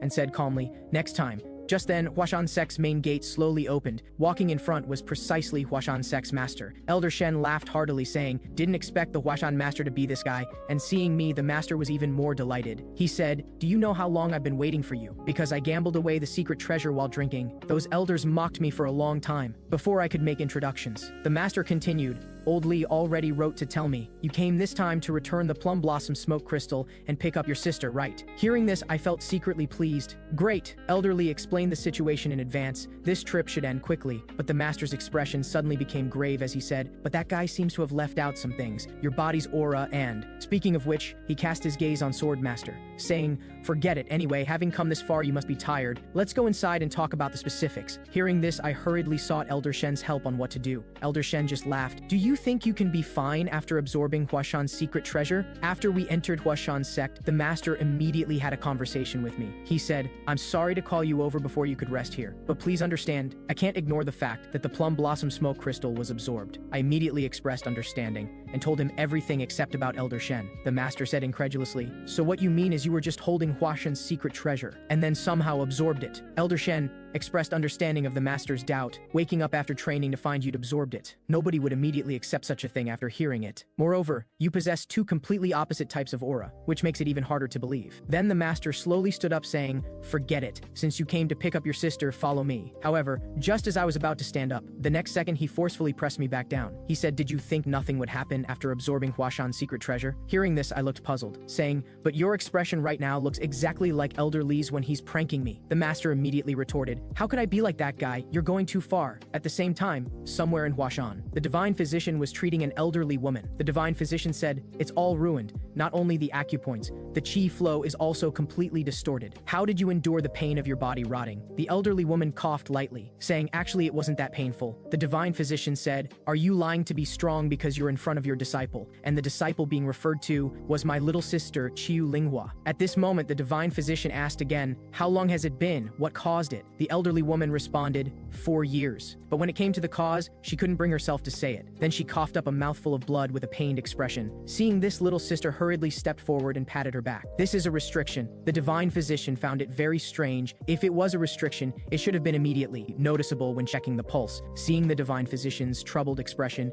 the elderly woman asked how long she could live. Hearing this, little sister sadly shed tears. The divine physician said, if things go badly, 2 months. If things go well, you can last until winter. Hearing this, the elderly woman smiled calmly, but the divine physician's eyes were filled with complexity. Thinking of her youthful, heroic bearing, his eyes became resolute again. I will do everything in my power, so you should go out first. Little sister was still somewhat worried. The elderly woman said softly, Linghua, it's all right. Seeing this, little sister could only leave first. On the other side, I had finally climbed up here. Is this really not a punishment? Climbing stairs since early morning, now climbing a mountain again. The master laughed. Did you feel Huashan's meaning? There's no gain without hardship. I couldn't help but complain, Elder Shen. If only you'd moved when you were alive. Just then, the gate before us slowly opened. Then little sister walked out, wiping her tears. But when she saw the boy before her, she got a fright, then accidentally bumped right into the divine physician's attendant behind her. Little sister rubbed her head and asked, why are you here? But I was very curious about the person behind her. At this moment, little sister complained to the attendant, you need to watch where you're walking. But when I clearly saw the appearance of the person behind, the next second, violent internal force erupted from within my body. Seeing this scene, little sister froze, saying, brother, what are you doing? Turns out I'd done the same thing in my past life. That was when I returned to the demon cult to report after destroying the Tang family. At that time, he, as the demon cult strategist, had been waiting at the door for a long time. He said, "You seem to have vented quite a bit of anger. It wouldn't be because of the dead woman, would it? But this was all the heavenly demon's intention. Your appearance seems dissatisfied with the cult master's arrangements." Hearing this, I immediately gathered my internal force wanting to strike. But thinking of how he alone held the heavenly demon's favor, I ultimately held back. As I was leaving, his voice sounded again. "Now that the Heaven Venerable is dead, the Overlord Venerable probably also died today. The Sword Sovereign became one-armed, and the heavenly demon also lost interest in him. So who do you think the remainder will be entrusted to?" Thinking of this, I immediately stepped forward and grabbed his neck. At the same time, several auras within my body were violently colliding as I gradually lost my reason. The next second, a large hand suddenly covered my eyes. The person was precisely Huashan's master. He said, "Young Master Chu, have a good sleep." Before long, hearing the sound of the door opening, the divine physician looked outside and saw Huashan's master smiling as he said, "Divine physician, there happens to be a patient here." Soon after I woke up, the master began making introductions. "This is the world-renowned divine physician, the strongest healer of this era. This is Huashan's Plum Blossom Sword matriarch, and beside her is the Plum Blossom Sword matriarch's disciple, your sister. And the one you almost strangled to death is the divine physician's grandson, also his disciple, Zhuge He. So why did you try to strangle his neck?" Hearing this, my heart jumped in shock. This was bad. Actually, speaking honestly, after seeing this guy, my memories started becoming blurry. But in this situation, even if I said it, no one would believe me. And that Zhuge He was the divine physician's grandson was also the first time I'd heard. The person that I originally commissioned the Xia Wu sect to find was encountered by me first. Not a single thing was going according to plan. Also, Elder Shen, I don't know when he stopped coming out. But just as I didn't know how to answer, the master suddenly said, "Is it that your memory feels somewhat blurry?" Hearing this, I was directly stunned, asking, "How did you know?" But the master didn't pay attention, instead asking the divine physician, "Can you examine this child's body?" However, the divine physician didn't even think before refusing his request. Because of this, the two didn't hesitate to come to blows. With no other choice, the master could only use dragon immortal grass leaves as exchange to help me examine my body once. After thinking for a moment, the divine physician reluctantly agreed. As the diagnosis began, the divine physician's expression gradually became grave. Seeing this, the master hurriedly asked, "Is there something abnormal?" The divine physician said, "This isn't a matter of whether there's something abnormal or not. This level is simply a walking corpse, having several types of aura flowing inside and still being able to run around safely everywhere." And naturally, I understood what the divine physician meant, although I'd absorbed all kinds of things. What I didn't expect was that these things would be this dangerous. Could all of this be because of that thing Elder Shen mentioned before? Thinking of this, Elder Shen suddenly popped out saying, "It's not. When you were jumping around, that thing suddenly appeared, which temporarily disconnected me from you. But not only did that thing not harm you, it actually saved your body. Simply put, that thing is helping you suppress those rampaging auras inside your body." Afterward, I asked the divine physician what to do now. The divine physician let out a bitter laugh saying, "All we can do is pray that after extracting these auras, you won't die from body explosion. With your current body, even if you died while eating or sleeping, it wouldn't be strange." The master also didn't expect the situation to be more serious than imagined, but I acted nonchalant saying, "Aren't I living perfectly fine right now?" Having said that, I shifted my gaze to little sister saying, "Hurry up and come home with me." But after my little sister said she didn't want to leave, I didn't try too hard to persuade her. I said, "Do as you wish, father won't care anyway." Upon hearing this, my little sister's whole demeanor immediately deteriorated. Seeing the atmosphere getting a bit strange, the sect leader quickly changed the subject. "Yang Tian, you must be very tired from just arriving at Huashan. Go to your dormitory and get some good rest." On the way back, Elder Shen said, "The divine physician said you might die, yet you had such a good appetite at dinner. Are you trying to eat your fill while you're still alive?" I said, "I have no feelings about this matter. I've committed many sins in the past. Perhaps this is retribution." This made Elder Shen very confused. How could a child talk about retribution? Soon after returning to the dormitory, I saw Nangang Fei sitting shyly on the bed. She said, "You're back. I want to sleep with you." Elder Shen suggested, "Why don't you leave behind a child before you die?" But I refused. Didn't they say 2 rooms were prepared? Please go rest in your own room. But when I learned from Nangang Fei that there was no other room, I suddenly realized something. The sect leader and Elder Li were in on this together. I should have been more careful. So I told her I would go sleep with Wu Yan. But the next second, Nangang Fei stopped me. She said, "We'll sleep holding hands together." Hearing this, I looked at her. She looked back at me. Then I couldn't help but burst out laughing. I said, "Regardless, I hope you have a pleasant evening tonight." Seeing this, Nangang Fei took my hand again and placed it on her face. She said, "Sleep with me tonight." On the other side, Swordmaster Wei Xiaojun found the Huashan sect leader. The Huashan sect leader heard that both Shaolin and Wudong were looking for the Swordmaster, and the Swordmaster was looking for the divine physician. But the Huashan sect leader didn't understand. "Didn't you already find the divine physician?" The Swordmaster nodded slightly. He said, "I sensed the massive barrier you set up on Huashan to protect the divine divine physician, but out of courtesy I still want to ask in advance if I can go see the divine physician. The sect leader said, the divine physician is currently taking care of other people even if you see him. The situation you want may not necessarily happen, but if you do as I say, the result might be different. The next day, I lay in bed with huge dark circles under my eyes. Elder Shen looked full of regret. Nothing happened last night after all. I snorted coldly in response. Don't start saying these strange things first thing in the morning. I'm exhausted. Elder Shen said, but didn't you end up sleeping together anyway? To this, I felt helpless. Yesterday she even used her internal energy and acted like she would destroy everything if I didn't comply. What else could I do? It turned out that Tang Shaoli and Nang Gongfei had once discussed how to have babies. Nang Gongfei believed that as long as they slept holding hands, a few months later a crane would deliver a baby. Elder Shen laughed heartily and said, at least that maid didn't see this scene. I said it probably wouldn't matter even if she did see it, but thinking carefully, Nang Gongfei was indeed particularly noisy when I was with her. In that case, she absolutely couldn't be allowed to find out. Thinking this, I suddenly felt a chill down my spine, and when I turned to look, I found Wei Shuer staring at me with a serious expression, and hearing the commotion, Nang Gongfei also woke up, but after both of them saw each other clearly, Wei Shuer directly said, sister is too shameless. Then her eyes welled up with tears as she lowered her head and said, I also want to sleep with young master. Nang Gongfei said, then let's sleep together. Hearing this, I was immediately shocked. This was simply absurd. But Wei Shuer didn't care about any of that. She jumped directly onto the bed, saying, great, Shuer can also sleep together. This is wonderful. Just then, Huashan disciple Yingfeng slowly pulled open the door, but when he saw the scene inside, he was completely stunned. Then he left with just one sentence, the sect leader is looking for you, and then ran off. Seeing this, Elder Shen indicated, I needn't worry, there wouldn't be any idle gossip on Huashan. However, when I found the sect leader, his first words were, I heard you were slept up with 2 women first thing in the morning, it's good to be young. Elder Shen said awkwardly, it seems Huashan has changed a lot over these years. I covered my face and asked the sect leader what he wanted from me. The sect leader continued to tease, I want to hear about your affairs with 2 women last night. Seeing I was about to leave, he quickly stopped me and got to the real business. Do you remember the small, wooden cabin you went to yesterday? That's where the Plum Blossom Sword Matriarch lives. Saying this, he pulled something from his sleeve and said, can you deliver this to the divine physician? This confused me greatly. Although this wasn't a difficult task, why did he need me to deliver it? The sect leader said, most people on Huashan don't know the Sword Matriarch is ill. Having you deliver it means we don't have to worry about news of her illness getting out. But if I go deliver it, the divine physician will probably start packing to leave again. So I can only find someone who has had contact with the divine physician and owes me a favor to help deliver it. At the same time, little sister followed the divine physician's arrangement to go down the mountain to gather medicine. After purchasing all the medicinal materials, she returned to Huashan, but on the road, when she saw a group of deer showing affection to each other, she instantly recalled childhood memories. Mother and brother Qiu Yangtian were kneeling before father, while father stared at them with a fierce expression. This scene happened to be seen by her as she passed by, so she never wanted to return to the Qiu family again. After this thought, her entire body disappeared from that spot. At this moment, a voice came from behind the large tree.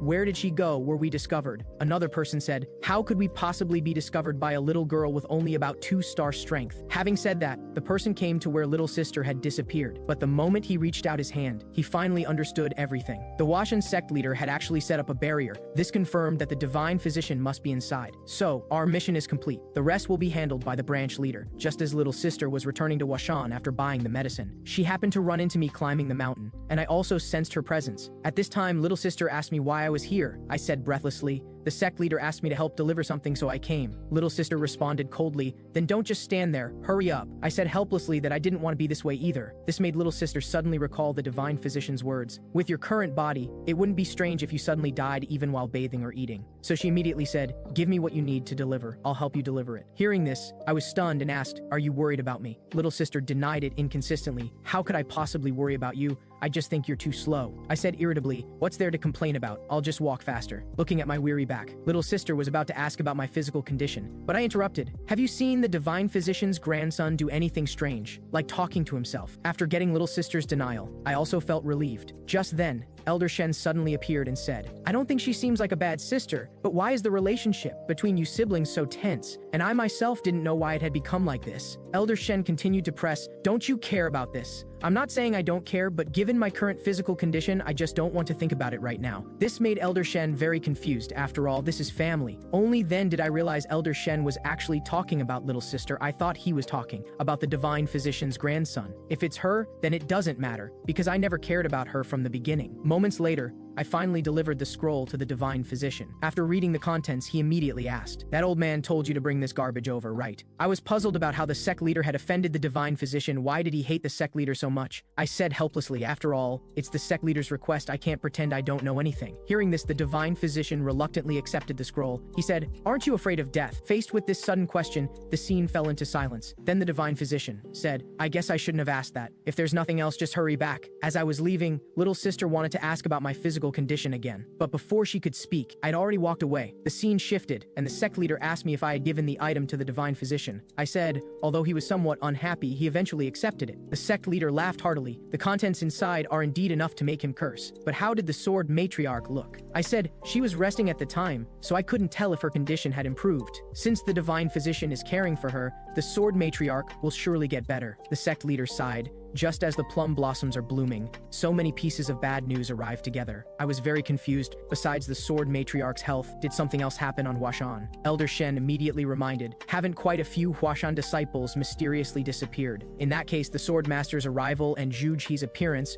should also be included in the bad news. Even if just one of these things got out, it would be a major incident, but all these things are tangled together. At the same time, the masked person also brought news of the divine physician back to the cave. The leader who learned the news was very pleased. "So you saw the divine physician," the subordinate said fearfully. "We didn't see the divine physician with our own eyes, but the plum blossom immortal set up a huge barrier. The divine physician must be there." Hearing this, the leader sighed deeply. He said, "So basically you have no concrete intelligence. You dare to come back so brazenly with such useless information." With that, he directly cut off the man's arm with one slash. The subordinate endured the pain and expressed his apology. He said, "I'm very sorry, branch leader sir, this is all my fault." The leader smiled. "I'm in a good mood today, I'll spare you. We need to make some preparations anyway. In 3 days, go inside the barrier and see if the divine physician is there. If he is, bring him back. If not, prepare to be buried with him." Time came to evening. Elder Shen said, "It's rare to see someone as busy as you every day, but I just woke up, delivered a scroll, then chatted with the sect leader for a while, and the day was over." At this time, Elder Shen asked, "Everything's done, aren't you going home yet?" I thought about it. My sister said she didn't want to go home, and the plum blossom smoke crystal was successfully delivered.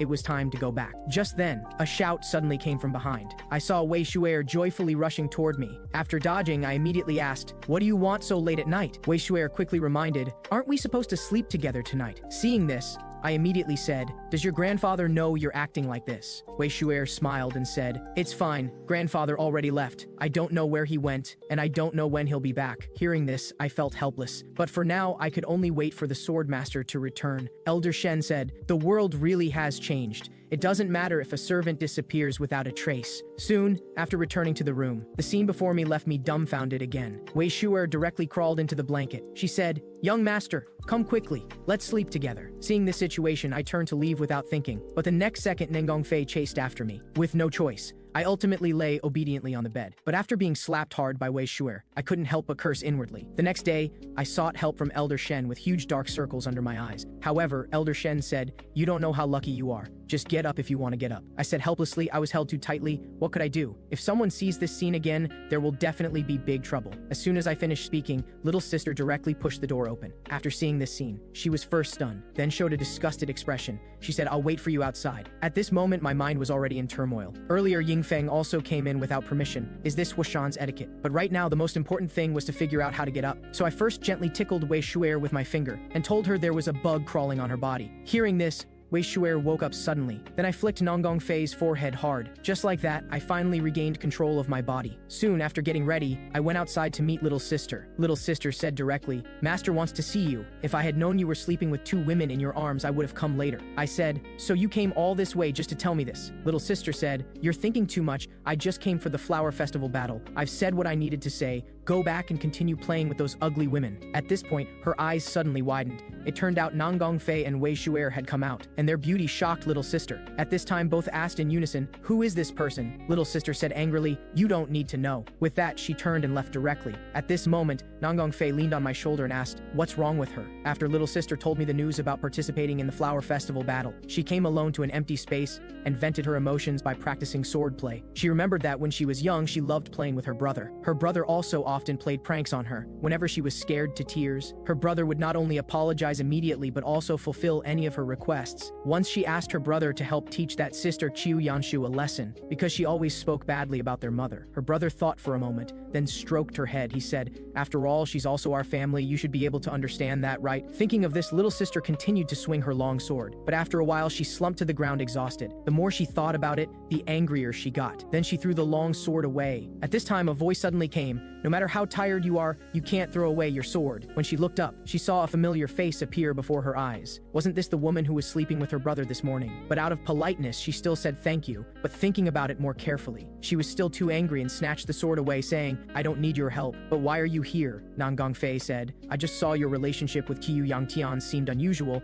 so I followed to take a look." With that, she revealed that devastatingly beautiful smile. Seeing this, little sister felt dazzled. Who exactly was this person? At this time, Nan Gongfei spoke again, interrupting her thoughts. "You need to reduce your strength a bit more. The way you were practicing just now consumed too much stamina." This made little sister very resentful. As expected, this woman was like all the others. She immediately questioned, "You're so beautiful. You don't look like someone who's ever held a sword. People who know nothing shouldn't try to boss others around." Nan Gongfei thought for a moment. She said, "How about we have a match?" Little sister accepted her proposal, but she didn't understand. What kind of match was it without even drawing the sword? Nan Gongfei said, "This is enough." Hearing this, little sister was immediately furious. Then she raised her sword and launched an attack. But no matter how hard little sister tried, Nan Gongfei could easily deflect it, while also reminding her to reduce her strength. Saying this, she personally demonstrated. As a result, with just one move, the match was decided. Little sister, full of unwillingness, suddenly asked, "What's your relationship with him? You're so powerful. Why would you stay with someone so lazy, who doesn't work hard, has a terrible personality,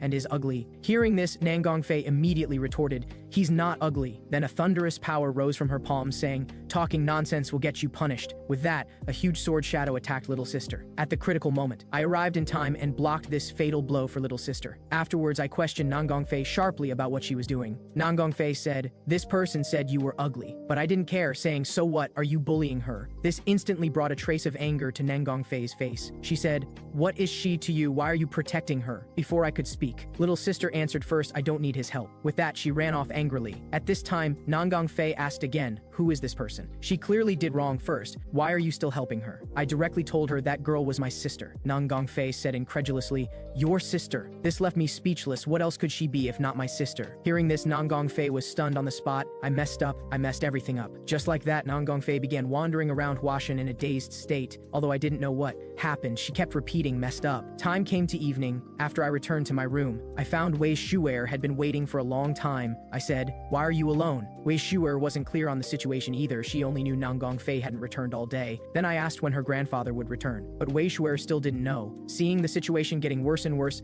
I immediately made a decision. The next day, I brought Wu Yan to the marketplace, but what I didn't expect was, the marketplace that sold even magic beast fur and bones didn't have magic stones. Magic stones were like the hearts of magic beasts, but the moment they dropped, they were no different from useless stones. But for me, with the 1,000 absorption technique, they had some use. Because I could still preserve my life, this must be related to the 1,000 absorption technique, and there was still something inside my body. To confirm this, I wanted to find magic stones to try absorbing once. If I couldn't buy them, would I have to hunt the surrounding magic beasts? Wu Yan rejected my idea, because recently magic beasts in the vicinity were rapidly decreasing. Although it wasn't clear what happened, with Wu Yan's intelligence, this trip wasn't in vain. I said, "In that case, let's go back today." Jouer must have prepared a delicious dinner for us. But when we returned, Wu Yan and I observed for a long time but couldn't figure out what this thing was. Wei Shuer said proudly, "It's grilled fish, please young master have a taste." Just like that, having seen enough to be full, we directly fled the room. Then I told Wu Yan to go back first, I had something to do. After successfully getting rid of Wu Yan, I came to a dense forest. But I discovered Nan Gongfei was patiently instructing little sister in swordplay. They were fighting to the death yesterday, now how could they act like nothing happened? Little sister raised her sword and said, "I was angry at you, not at sister." But sister not only wasn't angry, she even took the initiative to apologize to me. Hearing this, I let out a long sigh. Women's hearts really were unfathomable. Then I waved my hand and left this place. Then Nan Gongfei suggested, "It's getting late, let's go back together." Hearing this, little sister fell silent. Nan Gongfei didn't know what she was thinking either. At this time I said, "If we don't hurry back, Wei Shuer might die." Hearing this, Nangong Fei had to leave first. Only little sister remained alone in place, looking at her right hand full of scars. She suddenly recalled childhood scenes. Brother suddenly changed into a different person. He didn't want her following him, didn't want her calling him brother. He told her it would be best if she just shut up and lived quietly. Thinking of this, she swung the long sword in her hand again. Could it be because of her? This year's plum blossoms must bloom too. The next day, little sister bought a skewer of grilled meat at the marketplace. This made a child nearby drool. Little sister opened her mouth to eat. If it was good, she planned to bring some back for her master. Previously, when bringing food to her master, she discovered her master was now too ill to eat. Thinking of this, little sister didn't want to eat anymore. In the end, she still gave the meat skewer to the child, then ran wildly up the mountain. I want to stay with Master forever. There were many things she wanted to tell Master about the match with Sister Nangong Fei, learning to listen to others' advice for the first time, and also Chu Yangtian. Thinking of this, she was suddenly knocked down by someone. It turned out someone had launched a surprise attack on her. Fortunately, Nangong Fei appeared in time to save her. The attacking man smiled. Where did such beauties come from? And there are two of them. Little sister came to her senses and directly asked his name. The man called himself Yishuedi and advised them to surrender obediently, otherwise it would be bad if their faces got hurt. Hearing this, little sister immediately drew her sword ready to fight. Nangong Fei stopped her. Wake up. You can't help at all right now. I'll hold him off here. You hurry back and notify everyone. Seeing the situation, Yishuedi said lecherously, Beauty, you better think carefully. But little sister was still somewhat worried. But after Nangong Fei said run again, she charged forward with thunderous momentum. At the same time, Wei Shuer looked at me daydreaming and asked, what are you thinking about? I said I wasn't thinking about anything, just walking around. Wei Shuer suggested coming along, but I refused because the divine physician's location couldn't be known by more people, so I could only propose buying her meat skewers as a condition. As expected, Wei Shuer immediately urged me to go and come back quickly, while also reminding me she liked the ones with lots of meat. Just like that, after avoiding Wei Shuer, Elder Shen complained, you're so ugly. Why do Nangong Fei and Wei Shuer like sticking to you so much? I retorted directly, speaking of looks, you're not much better. While bickering, I suddenly noticed little sister rushing over. Little sister threw herself at me saying, brother, this is bad. Sister Nangong Fei is in danger. Hearing this, my eyes immediately turned ice cold. And on the other side, the battle between Nangong Fei and Yishuedi had also entered its climax. At this time, Yishuedi suddenly remembered he came to find the divine physician. What was he doing entangled with her now? So he increased his strength again, wanting to finish quickly. After several more rounds of fighting, Nangong Fei clearly fell into a disadvantage, so she had to use her ultimate move in a desperate gamble. And Yishuedi recognized this at a glance as the Nangong family's Emperor Sword formation. This was the first time seeing it since the Great War, but this girl's execution was still too weak and also very slow, so he just slightly moved aside and easily dodged it. But soon he realized something was wrong. It turned out the next strike was the real move. But even so, Yishuedi still blocked it. Yishuedi was very puzzled in his heart. What was Huashan hiding? Why had both the Q family and Nangong family come to Huashan? But now wasn't the time to think about these things. He said, Beauty, your internal energy seems almost gone. I've already sealed your acupoints. Just stay here obediently. When I'm done, I'll come back and take good care of you. With that, he raised his blade and left, preparing to split open the barrier. Nangong Fei was very unwilling. If she was captured, she would only become a plaything, and she would definitely never see Qiu Yangtian again. Would she have to return to that world full of sin? But just as she was about to forcibly unseal her acupoints, a voice suddenly stopped her. She looked in the direction of the voice and discovered a familiar figure. I said, you wouldn't listen even if I told you to run, so just stay here. Leave the rest to me. Because in the war of the past life, Nangong Fei died to save me. At that time, I couldn't understand her decision at all, but at this moment, I finally understood. After a life full of regret ended, in another world, there probably wouldn't be anyone to greet me. I could only wait for the ending in unforgivable sins, but I didn't know if it was fate or chance. I had a second opportunity. This suddenly gave me a hope I didn't know if I should have. Perhaps in this life I could make up for all the regrets. But what if this life wasn't an opportunity, but entering hell again? Was it another punishment for my sins? But no matter what, I absolutely couldn't let the same thing happen twice. With this thought, red and black energy began to gather in my body. In an instant, my body was wrapped in violent flames. And on the other side, Yishuedi was still struggling to break the barrier, but just as he was about to succeed, he suddenly felt a chill. When he turned to look, he saw a man already arriving before him with fierce momentum. He wanted to dodge, but it was too late. The next second, a heavy punch struck directly at his chest. The powerful force even produced a violent explosion. When the smoke cleared, based on the scene, Yishuedi immediately determined this was the QU family's technique. He spat blood and smiled. I was planning to go meet you, didn't expect you'd come. But unexpectedly, your internal energy is so powerful, worthy of being that old bastard's son, but at most just a rising star's level. While he was distracted, I swung my fist again. The next second, I frantically pummeled his body. But this time, Yishuedi was prepared. Then he swung his large blade to force me back. He said, you're quite interesting, but you're still far from catching up to your father. With that, he took an arrow step and launched a counterattack. During the intense exchange, Elder Shen's voice suddenly came. Calm down. It'll be dangerous if you lose your rationality. Such surging killing intent will only create more trouble. Sure enough, just as I gathered my internal energy to attack again, my Dantian suddenly had a problem. This not only made me cough up blood, my body also fell uncontrollably downward. Seeing this,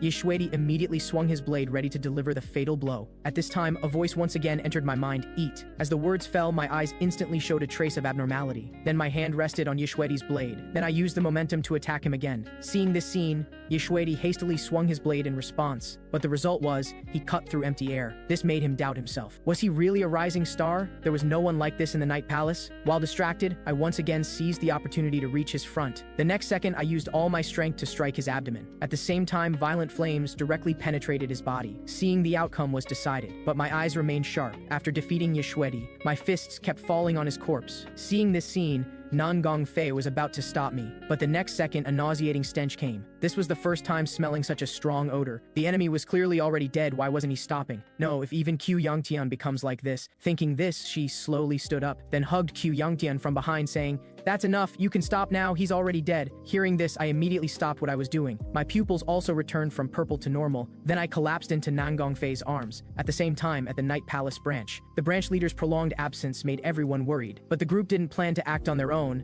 but followed the plan to wait for the branch leader to return, then attack Huashan together. Just then, an old man's figure suddenly appeared before everyone. The person was none other than Swordmaster Wei Xiaojun, who said, "So you're the ones who want to harm Huashan's children." The black-clothed person, who didn't understand the situation, threatened with his sword, "If you don't want your neck twisted, state your name." However, as soon as he finished speaking, his entire body split in two. The Swordmaster said, "Although just a group of second-rate warriors, the display is quite impressive." Saying this, he stopped the sword from earlier at his fingertip. He said, "Swords are most beautiful when kept in their scabbards. Malice is the same. It should be kept in the heart." It turned out that night he found the Huashan sect leader. The Huashan sect leader entrusted him with something. According to long-term investigation, the sect leader found the reason for Huashan disciples' disappearances. It was a young man from the Night Palace named Yi Shuidi. So that's how the earlier scene came about. Now the black-clothed people all had sharp eyes, but just as they were about to act, with just a light flick of the Swordmaster's finger, all the black-clothed people met their end. The Swordmaster said, "Worthy of being evil sect people, truly foolish." And on the other side, I finally woke from unconsciousness, and what met my eyes was the divine physician giving me acupuncture. The divine physician said I had been unconscious for 2 days and reminded me not to move. Hearing this, I was astonished. I actually slept that long, but smoke was coming from my mouth. Had I already reached the realm of ascension? The divine physician said, "That's from burning sun-moon fungus. You still have the heart to joke, which means your body has recovered." Saying this, he removed the needles from my body one by one. The divine physician said, "I told you before not to easily condense your qi. If you abuse it, you might die. But this time, although you used a large amount of internal energy, that qi was surprisingly calm." However, I didn't care about this at all. What I really cared about was Nangong Fei and my sister's situation. The divine physician said, "No need to worry, they've already fully recovered." The scene shifted after everything returned to normal. I stood alone looking out the window deep in thought. In this life's first unwilling killing, and also, I clearly heard someone say, "Eat." There were still too many things to understand in this life. So now let me first confirm if my internal energy has calmed down. My bloodline was indeed still in a solidified state, but after all, this was a body in its growth period. Recovery was indeed fast. Just then, I suddenly thought of something. Wait, could this be demonic energy? At the same time, at Night Palace headquarters, a man asked who was responsible for the completely annihilated province of Branch. Learning it was Yi Shuidi, the man wondered. Although Yi Shuidi hadn't reached the transformation realm, he was already a mature supreme expert.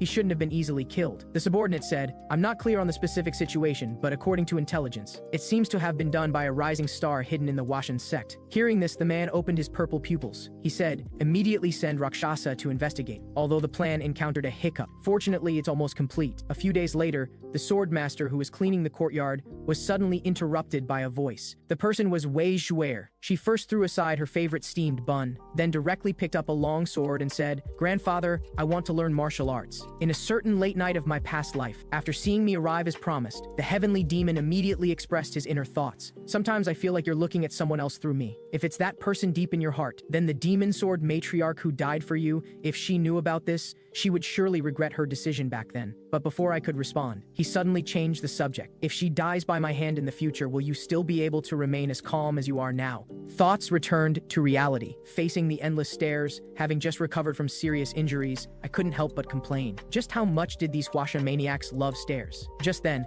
I suddenly recalled my conversation with the Huashan sect leader a few days ago. The sect leader said, "I'm truly sorry for getting you involved in such matters. However, compared to these things, what I cared more about was whether the Flower Festival battle could proceed smoothly." And after learning from the sect leader that the Flower Festival battle was postponed for certain reasons, I guessed to actually postpone one of Huashan's few major events. Could it be because of the missing Huashan disciples? Just like that, as the meeting was about to end, the sect leader suddenly said, "Someone has been waiting for you for a long time, hurry and go see them." But when I arrived at the location the sect leader mentioned, I couldn't see that person anywhere. In my confusion, little sister was suddenly pushed out from behind the door. This was really too awkward. She could only steel herself and walk up to me. She asked, "Are you feeling better?" And after I said I didn't hear clearly, she raised her voice and said thank you, then fled the scene without looking back. But just as I was complaining about what was wrong with her, Nangong Fei suddenly appeared before me. She said, "It seems she was shy, too embarrassed to say thank you." Speechless, my gaze was suddenly drawn to her injured right arm, but thinking that all of this was a consequence I had caused, I awkwardly expressed my gratitude to her. Hearing this, Nangong Fei's face instantly turned bright red. Then she fled the scene without looking back. Thinking of this, I finally arrived at the Sword Matriarch's residence. But just as I was catching my breath, Zhu Ji's figure suddenly appeared before me. This made my expression immediately become serious. Why would he appear here?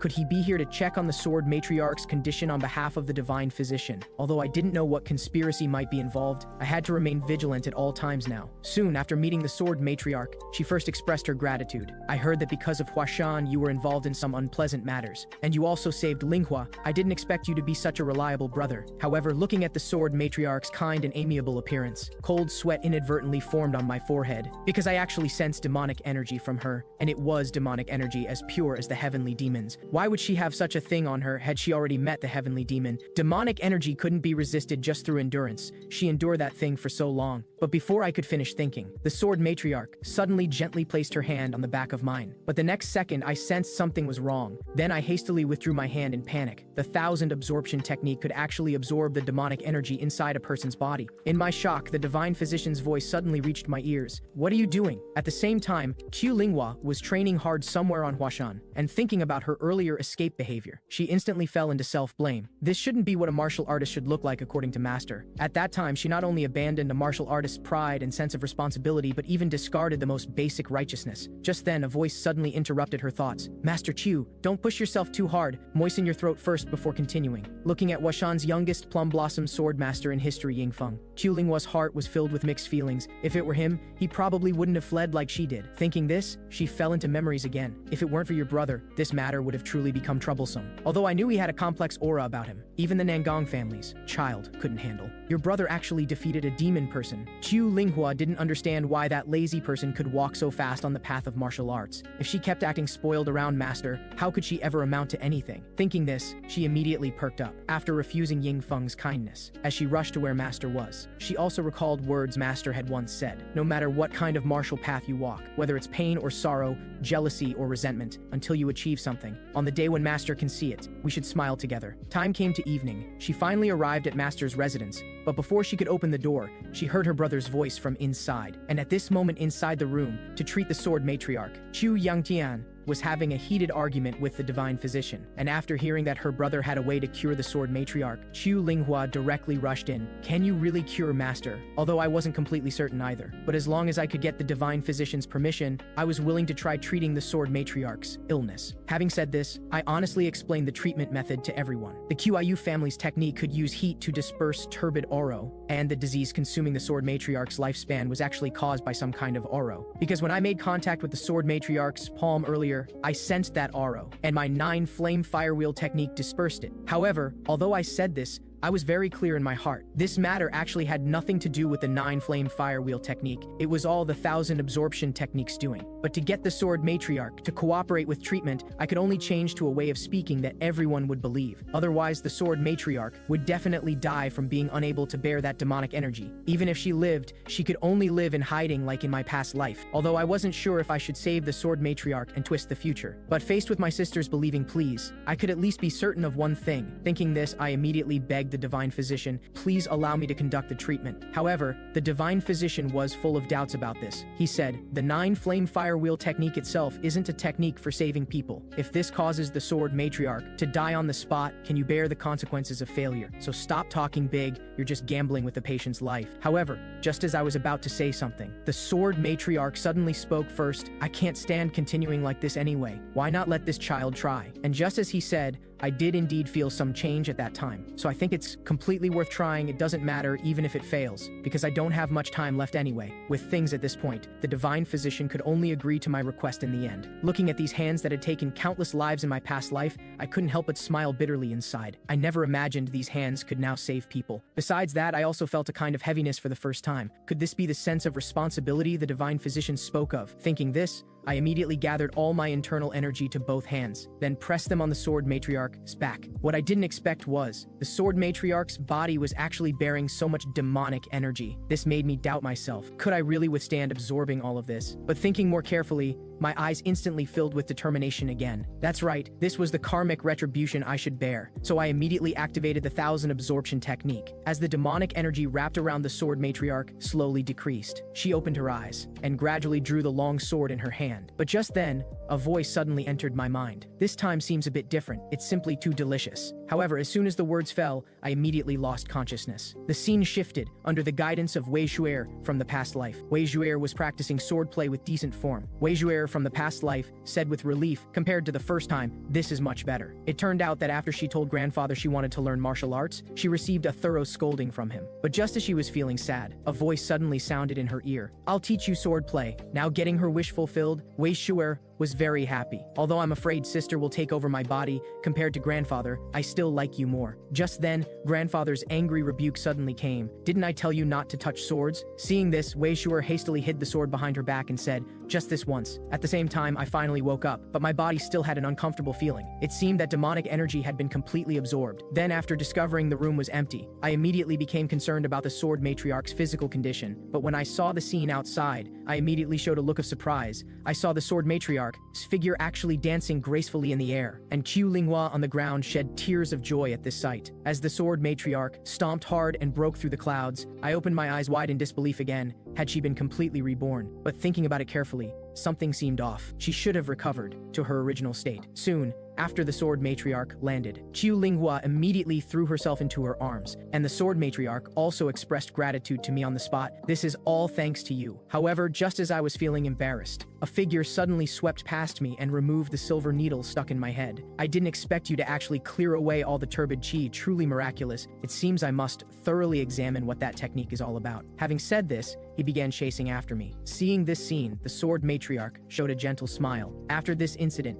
Nangang Fei suddenly questioned, "Where did you sleep last night?" This made me choke. Why did it sound like a lawful wife questioning me? I immediately evaded. "I stayed up all night training yesterday. I was too tired, so I fell asleep on the spot." Hearing this, not only did Nangang Fei not calm down, she angrily slapped the table. She said, "Then you should have said something. Not coming back so late really makes people worry." Having said this, she left this place. Seeing this situation, I also breathed a sigh of relief. I thought I was really going to die here. Just then, Wei Shuer suddenly burst into tears. But when I learned it was because the swordmaster wouldn't let her learn martial arts, I immediately covered her mouth. This was simply annoying to death. My head was already killing me. The boiling demonic energy in my body was also a problem. Elder Shen not appearing all this time was making me anxious too. Thinking this, inspiration suddenly struck. The voice I heard when absorbing the demonic energy. Could it be related to Elder Shen? Elder Shen seemed to have said before that something was sleeping inside my body. Could he have been eaten by that thing? Thinking this, a voice suddenly interrupted my thoughts. After seeing it was little sister. I reproached, "It's so tiring coming from over there. Why do you keep coming all the time?" But what surprised me was, this time little sister not only didn't talk back, she also expressed gratitude for curing the sword matriarch. Then I continued eating with a disgusted look, coming all this way just to say this. Little sister turned her head to the side and said, "Master, listen to what brother is saying." Having said this, the sword matriarch appeared at the door and said, "A life-saving grace can't be repaid with just a thank you." Seeing this scene, I said in surprise, "You look very healthy. Have you completely recovered?" The sword matriarch smiled slightly and changed the subject. "I came here for no other reason than to repay you. If you have any requests, just say it, even if you want my life." I said in surprise, "Do you know what I'm going to say?" Yet you agreed just like that. Hearing this, the sword matriarch immediately grasped my hand. She said, "I feel that no matter what request you make, it won't bring harm to others. At this point, I suddenly recalled a scene from my past life. How could she dare to be so certain? How could she trust someone who once burned Huashan to ashes? Although failing to protect little sister wasn't their fault, but at that time I really needed an object to vent my anger on. Seeing I hadn't spoken for a long time, the sword matriarch had to let it go. If you can't think of anything now, it's fine to say it later, but I have a question to ask you. But before asking, she asked Wei Zhuer and Qiu Linghua to leave. After brewing for a moment, the sword matriarch said, "Do you still remember matters concerning your mother's last moments?" Linghua was too young at the time, so has no memory. The clan side also kept it tightly concealed. So can you tell me everything you know? Hearing this, I instantly fell into memories. It was a snowy evening. After instructing me to take good care of Linghua, a crack-emitting red light opened before Mother.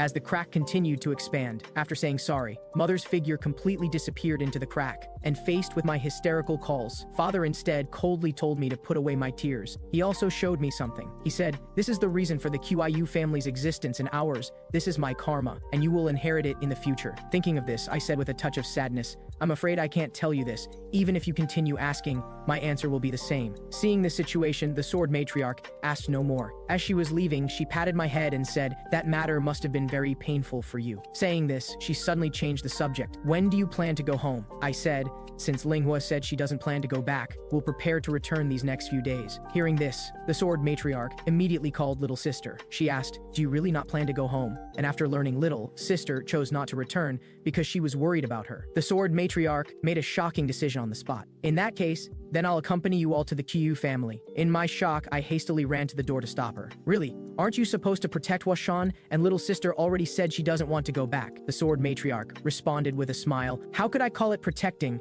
During this time, I've been the one being cared for." Qiu Linghua chimed in, "Wherever master goes, I'll go. Besides, you came to bring me back." Just then, Nan Gongfei suddenly appeared before everyone. Seeing this, the sword matriarch stepped forward and said, "You must be the child who saved Linghua. Linghua has said many things about you, said there's a beautiful sister who often helps her. Whenever I hear these things, I'm very grateful to you. I heard you're Yang Tian's fiancé. You're both very kind-hearted. I believe you'll get along very well." Hearing this, I was speechless to the extreme, but Nan Gongfei's face showed a hint of blush. At this time, Wei Zhuer suddenly shifted her attention to midair, but after learning that Wei Zhuer from the past life wanted to continue teaching her swordplay, she excitedly left this place. At this time, Qiu Linghua suggested to the sword matriarch, "The flower festival battle is about to be held. Since master is going together, how about waiting until after the flower festival battle?" And after seeking my agreement, the sword matriarch also readily agreed. But then she said with a serious face, "Since the flower festival battle is about to start, I think it's time to teach you again. But before that, you need to warm up." At this point, she suddenly said to me, "Yang Tian, why don't you have a match with her?" Just like that, little sister and I came to an open area. And as the match began, an unwanted scene also surfaced in Qiu Linghua's mind. "Can't you tell me even now? Mother hasn't come back for several days. Everyone doesn't care about this matter at all. Doesn't brother worry either?" Hearing this, I impatiently overturned the table. "Why do you keep asking me the same question? It's annoying to death. Mother is dead. Our mother is already dead. Is this enough? Don't mention mother anymore.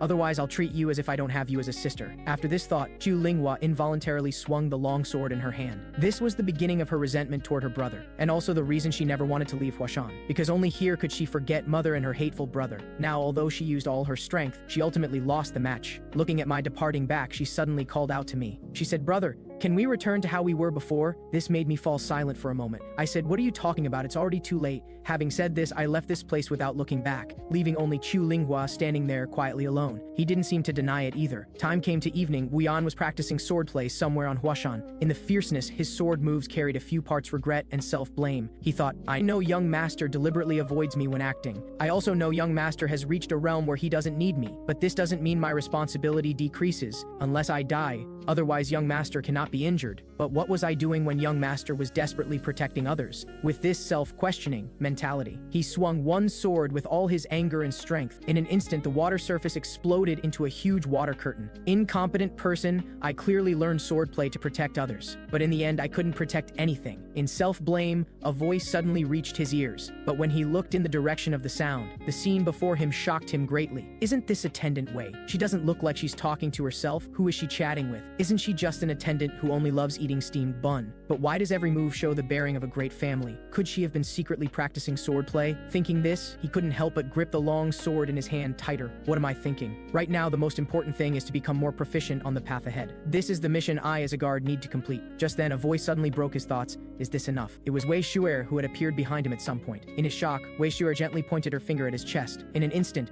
golden internal energy suddenly flashed. Looking at Weon's confused expression, Wei Shu'er said, "Practicing swordplay can't be too rigid. Occasionally you need to break through." Just like that, after some unknown time had passed. Coming back to his senses, Weon was about to ask something, but found Wei Shu'er had already disappeared. At the same time, due to the flower festival battle about to commence, the night market at the foot of Huashan was especially lively. Looking at the plum blossoms constantly rising in the sky, I couldn't help but complain. I didn't expect to have to stay here until the flower festival battle starts. But since it's already decided, might as well rest well for a few more days. To this, Nan Gongfei first nodded, then leaned on my shoulder and fell asleep. At this moment, in a room somewhere on Huashan, the divine physician talking with the swordmaster showed a troubled expression. He said, "I know what you want, but do you think I can do it? Although people call me a divine physician, I'm not really a god." The swordmaster naturally understood this. He said, "But is there really no way?" The divine physician let out a long sigh. He said, "Casually changing a person's aura is already extremely difficult, let alone that special child. Everyone has a vessel inside their body, but that child's vessel is very strange. Her vessel is vast and deep, as if empty of everything. During this time, it's natural for her sense of presence to become thin. But compared to these things, what the swordmaster cared more about was another matter. That is, no matter what, he must eliminate her determination to practice swordplay. Let her properly be an ordinary child." However, even so, the divine physician still appeared very troubled. The resources and time this would require would be enough to uproot an entire clan. But the swordmaster didn't care about this at all. He said, "Whatever preparation is needed, just say it. Even the 100 ultimate demon stones your grandson needs most, I'll find a way to get them." Hearing this, the divine physician asked in shock, "Did you hear these things from Daohua?" The swordmaster didn't respond directly, but said, "Let's fight together for the children." Seeing this, the divine physician asked in confusion, "Why can't your granddaughter learn swordplay? In these dangerous times, learning swordplay isn't a bad thing, right?" After a moment of silence, the swordmaster finally revealed the truth. "For Jouer, it's not a gift, but a curse. Although doing small tasks or heavy work like ordinary people won't cause any symptoms. But when using martial force that combines instinct and reason, the fire of lifespan will ignite. Simply put, the more she uses her power, the thinner her life force becomes." Hearing this, cold sweat couldn't help but form on the divine physician's forehead. This is like the bloodline of the demonic cult. At this point, he made another suggestion. "You should go to the Tailing, Zhang family, where the current martial alliance leader is. There's a demon sealing stone there. You can use its power to close her Dantian. This is probably the only way now." But the divine physician was somewhat worried, because what the alliance leader would be doing is making her unable to practice martial arts for life. But if in the future she sees herself whose wings were clipped before she could even take flight, she might resent the alliance leader forever. Would the alliance leader be okay with this? At the same time, Nangong Fei, who had woken up, suddenly pointed her finger ahead, but before I could figure out why, she ran off. In my confusion, a hairpin on a street stall suddenly caught my attention. Moments later,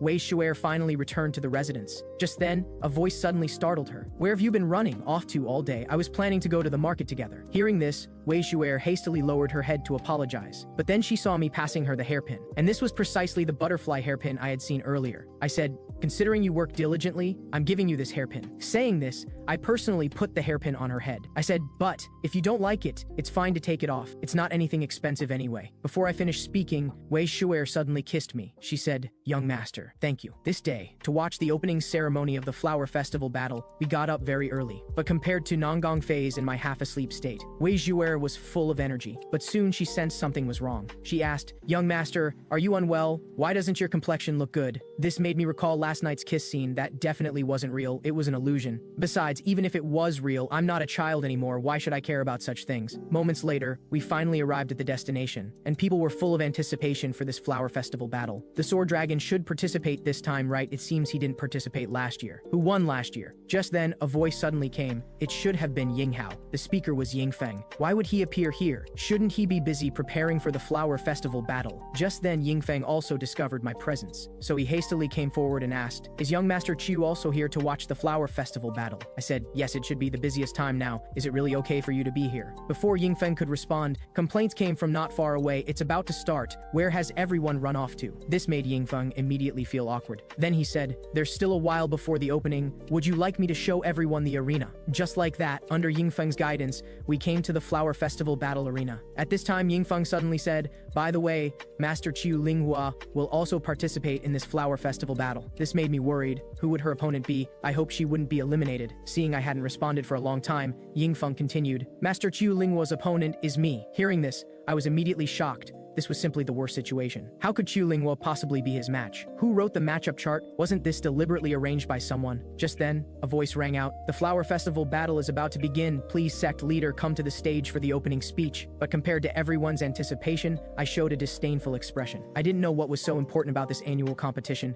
having to come to such a high place on such a hot day. Thinking this, a large patch of plum blossoms suddenly floated past everyone as a powerful aura descended on the arena. The next second, the Huashan sect leader appeared before everyone. He said, thank you all very much for being willing to watch over our Huashan children, and also thank you for always protecting Huashan. I now officially announce that the first round of the Huashan Flower Festival battle begins now. As the words fell, accompanied by deafening cheers, the Flower Festival battle finally kicked off. At the same time, two male disciples were giving advice backstage to Qiu Linghua, who was about to enter. After hearing Junior Sister's heartfelt thanks, the two instantly beamed with joy. They said, Junior Sister Qiu, I have another ultimate killing technique here. Let me demonstrate it for you now. Just then, a voice suddenly called out Qiu Linghua's name. The two said through gritted teeth, where did this brat come from? Daring to call Junior Sister by her full name. To this, I smiled wickedly. I'm her brother. After easily dealing with the two, I immediately stated my purpose for coming here. I heard your opponent is Sword Dragon. If this was the Sword Matriarch's decision, I advise you to voluntarily withdraw. After all, he's Huashan's third generation strongest disciple. The outcome is all too obvious. But when I heard this was Little Sister's own decision, in my shock, Little Sister continued, thank you for worrying about me, but I think if I continue to avoid battle, I've already owed everyone too much. I don't care about the outcome of this match, because this is the first time I'm not avoiding battle. At this moment on the arena, as another match ended, the host came on stage to announce the next match. The gold camp sent out the one called Huashan's #1 rising star, Sword Dragon Yingfeng. The silver camp sent out the Sword Matriarch's direct disciple, Qiu Linghua. I now announce the match officially begins. After Little Sister stepped onto the Flower Festival battle arena, she pondered a very troubling question. When exactly did I start disliking Brother? Was it that time Brother flew into a rage and overturned the table? But at first I was just angry at Brother, then became afraid of his angry appearance, thus continuously generating resentment, even beginning to hate the entire world. But after spending this time with Brother, she discovered that perhaps all of this wasn't trauma Brother left her, but rather weakness she had always shown. So she made up her mind, even if she didn't like the family and Brother, this time she wouldn't run away. Now, as the host announced the match's start, both sides instantly engaged in fierce battle, and the powerful strength Yingfeng displayed far exceeded Qiu Linghua's expectations. Worthy of being Huashan's sword dragon, his strength really couldn't be underestimated. Just like that, after several more rounds of fighting, although Qiu Linghua's swordplay was gorgeous and terrifyingly powerful, the fixed moves still let Yingfeng see through the flaws. After dodging to the side of one sword, he should have been able to win in one stroke, but he only knocked Qiu Linghua back several meters. He said, Master Qiu, I'm very happy to see you're no longer confused. You must still have a trump card, so please display it fully in this flower festival battle. Hearing this, Little Sister immediately used her full power. Between the flashing sword lights, plum blossoms even began to fall. Seeing this scene, I showed a relieved smile. It seems she's grown quite a bit during this time. Like an unbridled wild horse, having seen what I wanted to see, that was enough. Just as she said, victory or defeat didn't matter. Thinking this, I left this place on the pretext of having urgent matters. Before long, I finally arrived at a hidden canyon. Right now, everyone's attention is on the flower festival battle. I need to take this chance to confirm. I must personally see the Night Palace branch Huashan discovered before the Martial Alliance interferes. After successfully entering the cave, traces of fighting inside immediately caught my attention. Did the remnants fight with the Huashan sect, but didn't Huashan only clean up their corpses? Why would those Night Palace people stay here? In my thoughts, a familiar demonic energy suddenly came. This immediately confirmed I hadn't found the wrong place. Based on past life experience, there was a secret chamber hidden here, and that secret chamber must be in a place where that chi could be very clearly sensed. Fortunately, hard work paid off. Through constant tapping, I finally found the hidden switch on the stone chair, and after seeing the situation inside the secret chamber clearly, I immediately broke out in a cold sweat, because besides the eerie sea of blood here, there were also many corpses that appeared to be Huashan martial artists. This made me wonder, why would those people do such cruel unusual things. Thinking this, I suddenly shifted my gaze to the flower blooming in the center of the sea of blood. Could it be because of it? But what exactly is this thing? But soon I discovered something else was wrong. Then I pulled out a corpse lying in the sea of blood. There was actually a Martial Alliance disciple too, and it looked like he had just died. I immediately understood the Martial Alliance didn't not come to the Flower Festival battle, but they were all killed. But before I could finish thinking, a hidden weapon suddenly attacked from behind, but fortunately I reacted quickly and dodged this fatal blow with a sidestep. At this time, a voice rang out. Not bad, it seems Yishuedi didn't lose unjustly. Slender build, red Taoist robe, 9-flame fire wheel technique. So, you must be Qiu Yangtian. You're one of my targets anyway, this saves me quite a bit of trouble. Hearing this, I immediately prepared for battle. I didn't expect the intelligence to spread so quickly. As tensions rose, the man in black suddenly made a suggestion. I didn't want to capture you, but why don't you just come with me obediently? I said, ridiculous, your sneak attack just now was clearly meant to kill me, wasn't it? Seeing his scheme exposed, the man in black immediately lost his patience. After introducing himself as Rakshasa, he charged at me with his sword. This made me wonder, why would he reveal his name? As I pondered, Rakshasa, who had already reached me, said, at least you should know who's killing you. Seeing this, I immediately deployed the 9-flame fire dragon technique to counter, but the quick reacting Rakshasa simply flashed behind me with one move. Seeing the situation, I looked troubled. If I wanted to escape, the entrance was too far away, and fighting head-on would put me at a disadvantage. After dodging several more attacks with full concentration, Rakshasa couldn't help but let out a mocking laugh. I can't believe Yishuedi died at the hands of a coward like you, what a waste. With that, he seized the opportunity and sent me flying with one strike. However, just as I fell into despair, a familiar voice suddenly rang out in my mind. Really now? I just woke up and you're already causing trouble. Get up, let's do this again. I recognized it as Elder Shen, and at the same time, Rakshasa began slowly approaching me. He said, this ends here. Being able to dodge my attacks already makes you a monster-level opponent. However, just as he was about to strike, as a sword light flashed, a massive curtain of blood suddenly rose from the ground. Shocked, a voice also suddenly reached Rakshasa's ears. I said, what did you just say? That one should know who he is dying to. Then please remember my name is Shen Jie. Facing such overwhelming pressure, Rakshasa was instantly panicked. He said, you're a swordsman? Wasn't it said that Qiu Yangtian only knew martial arts? Was the intelligence wrong? As he pondered, a sword light instantly swept past his head, and this strike perfectly revealed his true appearance. This made Rakshasa, who had lost face, instantly lose his rationality. He then launched a frenzied attack. Seeing this, Elder Shen's voice rang in my mind again. Although each move is deadly, once a person is consumed by anger, their heart becomes chaotic, and that anxiety will manifest in their sword. So a true master, even without using excessive internal force like you, can still shake heaven and earth. As his words fell,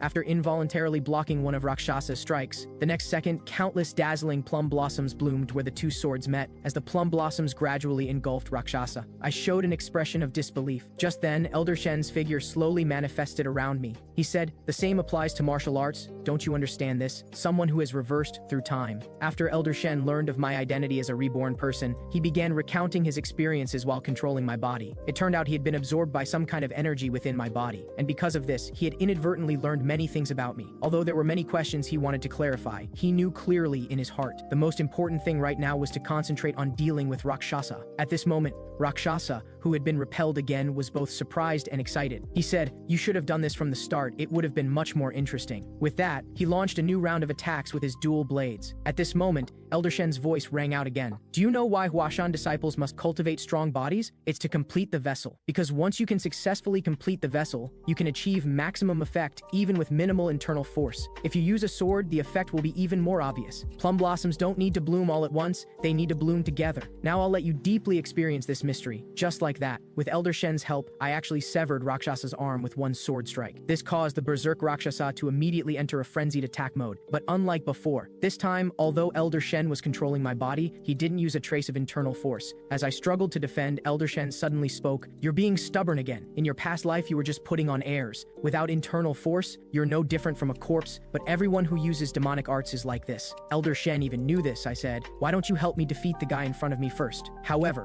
Elder Shen asked, will you still be so self-righteous just because you have some internal force? After hearing a satisfactory answer, Elder Shen couldn't help but laugh heartily. He's already lost quite a bit of blood. Even you can defeat him now. Or do you want me to finish this for you? Hearing this, as I threw away my long sword, I began trying hard to recall what Elder Shen had just said. Don't rely on internal force, although I didn't know how much he had seen of my past life. From the moment I never left the demon palace and became a corpse, I knew clearly. Once a martial artist loses their rationality, death isn't far away. Thinking of this, I began infusing a bit of internal force into my left fist. Then, without hesitation, I struck Rakshasa's chest, and the result was no surprise. I actually achieved maximum effect with minimal internal force. Just like that, After easily finishing off Rakshasa who had lost his fighting capacity, a sharp pain suddenly came from within my body. This made me feel something was wrong. It was all thanks to the 1000 absorption technique. Internal force swept through my entire body like a storm. Even relaxing slightly could cause me to fall unconscious. Just then, Elder Shen's voice rang out again. I just taught you so much, and you still can't hold on. Hearing this, I suddenly woke up as if from a dream. Then I began searching for the feeling of when Elder Shen had controlled me, adjusting my breathing,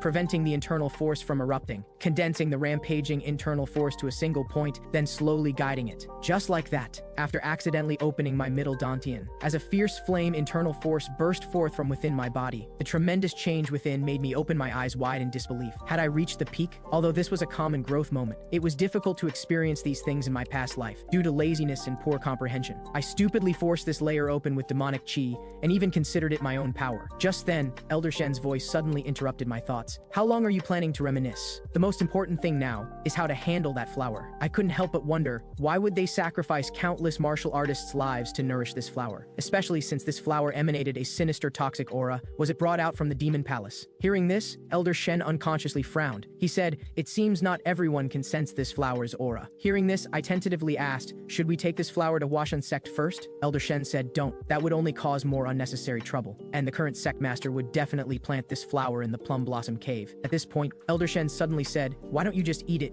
and turn it into your power? Hearing this, I said in shock, are you joking? The power within is too complex and... Before I could finish, Elder Shen immediately interrupted, foolish boy. Don't use guilt and false righteousness as excuses for confusion. I believe you know best how to atone for those who sacrificed during this time. So what you can do now is improve your strength by any means necessary. So I carefully picked the snowflower. Elder Shen was right. Didn't I already decide not to leave any regrets? Since I've already come this far, there's no need to feel confused anymore, so I didn't hesitate to eat the blood flower. However, as the blood flower slowly entered my body, the next second, a heart-wrenching pain swept through my entire body. Shocked, I also confirmed my thoughts. Internal energy, Dao Oro, and demonic Oro. One flower actually contains so many types of Oro, this definitely wasn't meant for ordinary martial artists to consume, so I immediately activated the 9 flame wheel technique. Watching the flame's color change, my expression froze. It actually broke through to 5-star. Just like that, after coming out of the cave, looking at the darkened sky, to avoid drawing attention, I unconsciously quickened my pace back. However, when I silently returned to my room,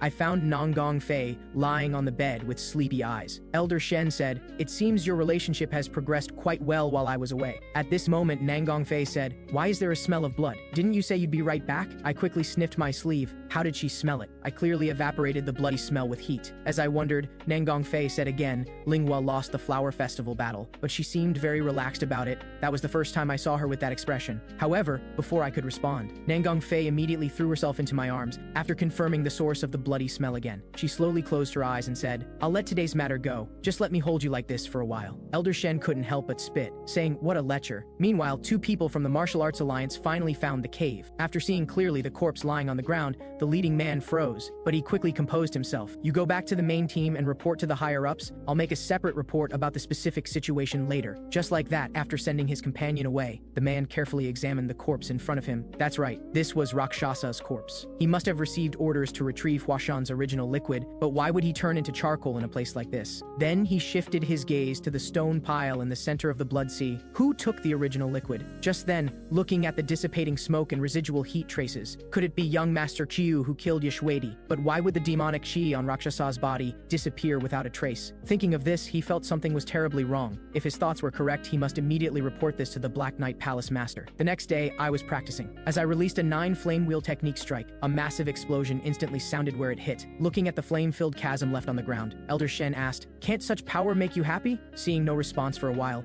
Elder Shen raised another question. What is the Heavenly Demon? Although you still have many other hidden memories, the memories about the Heavenly Demon are difficult to approach, so where did the Heavenly Demon come from? I couldn't help but recall scenes from my past life. A demon mirror gate suddenly appeared in the sky. Just as everyone was puzzled, a woman walked out with a cold expression on her face. She said, pleased to meet you all, I am the Heavenly Demon. With that, a terrifying power instantly swept across dozens of miles. However, just as Elder Shen marveled at this, I expressed my apology apology with guilt, saying, "You must have seen what I did at Huashan, but why didn't you mention it at all?" Hearing this, Elder Shen's eyes turned cold. "Do you want me to lose my temper with you now? I understand it's because Huashan didn't protect your sister well, so I didn't hold it against you. So you need to look further ahead than before. Do you still remember what's most important for you to do now?" While affirming this, I gathered another ball of flame with full concentration. "Heavenly demon, I will definitely stop you." The next morning, just after leaving, I encountered a familiar figure on the road. I said, "Sword Empress, I heard your attendants are ready to depart. Let's go to the carriage together." Meanwhile, several Huashan disciples were there urging, "Junior Sister Chu, make sure to eat well, don't forget us." Seeing this scene, I suddenly said, "Sword Empress, you said before you'd grant me one request. Is that still valid?" After hearing the Sword Empress's affirmative response, I made my request on the spot. "I hope you can stand on my side." Moments later, the Huashan sect master said, "Many things have happened at Huashan recently. I hope you have a safe journey." As his words fell, I suddenly bowed and said, "Sect master, before I leave, I hope you can give me the position of an honorary disciple of Huashan's sect." Hearing this, the sect master immediately understood the deep meaning in my words, saying, "Is it because of that thing inside your body? Although granting your request isn't difficult, I can't teach you how to use it right now." At this moment, the Sword Empress suddenly said, "It's fine to give it to him. After all, we've all received quite a bit of help from this child." Just like that, the sect master finally gave me an identity. He also threw me a sack, saying, "This is what Nine Wheel asked me to give you. If it were something valuable, I'd have kept it, but it doesn't seem to be." After everything was settled, I set out on the journey back to the QIU family with everyone. In the carriage, looking at that strange sack, I began recalling my experiences at Huashan. First, Elder Shen possessed my body. Then I met Yingfeng from this life. There was also Yishuedi and Rakshasa, and the Sword Empress whom I healed. Besides these, there were two people who surprised me. One was Zhu He. What was going on with him? He was actually mute. This was such a huge difference from my past life. The other was the Divine Doctor. Why were all these people gathering at the QIU family? In the blink of an eye, deep autumn arrived, and we finally returned safely to the QIU family. After my younger sister greeted Father, Father walked behind her with a serious expression and said, "The journey back must have been hard on you." Surprised, my younger sister walked into the inner courtyard with complex emotions. Then Father said to me, "I saw the letter you sent back. It seems quite a lot happened at Huashan." As he spoke, he shifted his gaze to the person beside me. "Who is this?" Hearing this, Nangong Fei immediately straightened up. "I'm Nangong Fei. I'm very grateful for young Master Chu's care along the way." Seeing this scene,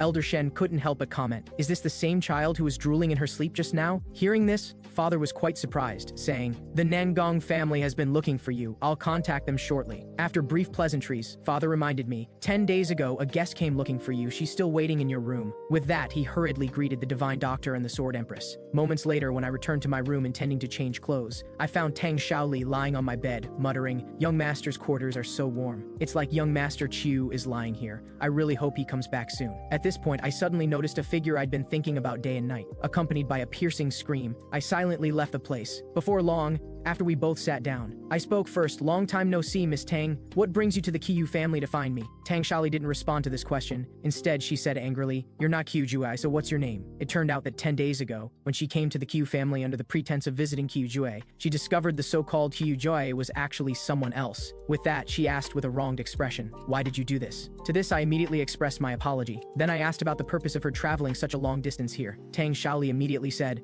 "Of course I wanted to see you." But the next second she realized that wasn't right, saying, "It's not like that. I came this time just to give you an invitation. The Dragon Phoenix Assembly is coming up soon. Can you go with me?" After Tang Shali finished speaking, her face turned red, but I felt somewhat surprised. The Dragon Phoenix Assembly was originally a martial arts gathering where the Martial Arts Alliance invited rising stars from various sects, but now it had become a place to gain nicknames and recognition. Those who attended the assembly before were all monsters. Tang Shaoli got her title of Poison Consort at that time. In my past life, I was too ashamed to go to such places, so I was always absent before becoming the young family head. I said I haven't decided whether to go yet. Besides this, is there anything else? After hearing Tang Shaoli's negative response, I said with confusion, "You came all the way here just for this small matter?" Hearing this, Elder Shen couldn't help but spit. "She seems to have come because she likes you. Why do girls always like you? What karma?" This left me both shocked and surprised. Whether in my past life or this one, I didn't seem to have any connection with her. Thinking of this, I was about to ask, and Elder Shen seemed to have guessed something too. He said, "You tactless fool, shut your mouth." However, I had made up my mind, asking, "Miss Tang, do you like me?" Just as I finished speaking,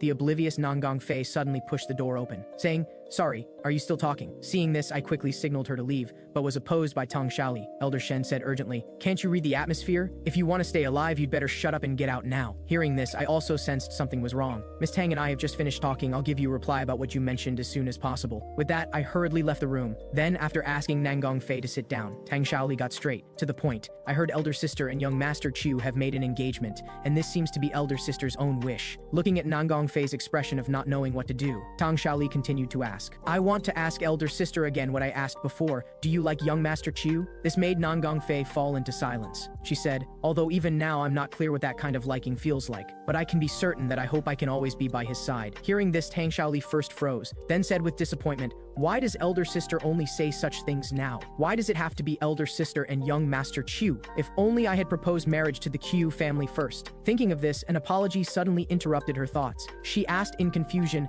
"Why is Elder Sister apologizing?" Nangong Fei said, "Of course you were first." Tang Shaoli said, "This makes me feel even more ashamed. I shouldn't have taken the engagement decided by noble families so lightly." With that, she handed the Dragon Phoenix Assembly invitation to Nangong Fei. "I had planned to invite young Master Chiyu to go with me, though I might have been rejected, but if he wants to attend." At this point, Nangong Fei suddenly said, "If young Master Chiyu goes, I'll go too, so it's fine." Hearing this, Tang Shaoli felt a blinding light pierce her eyes. What happened during this time? Elder Sister, who didn't like participating in external affairs, has now changed. Is this the power of love? I feel completely defeated. But compared to this, what Nangong Fei said next was even more devastating. I might already have young Master Chu's child. Meanwhile, walking in the courtyard, I suddenly had a bad premonition, thinking, they shouldn't be talking about anything strange, right? After Nangong Fei told her everything that happened that night, Tang Shaoli, who had been very sad, quickly noticed something wrong. Besides holding hands and sleeping, what else happened? But after seeing Nangong Fei's confused expression, Tang Shaoli breathed a long sigh of relief. It seems Elder Sister knows nothing about such matters. Thinking of this, she continued, "Elder Sister,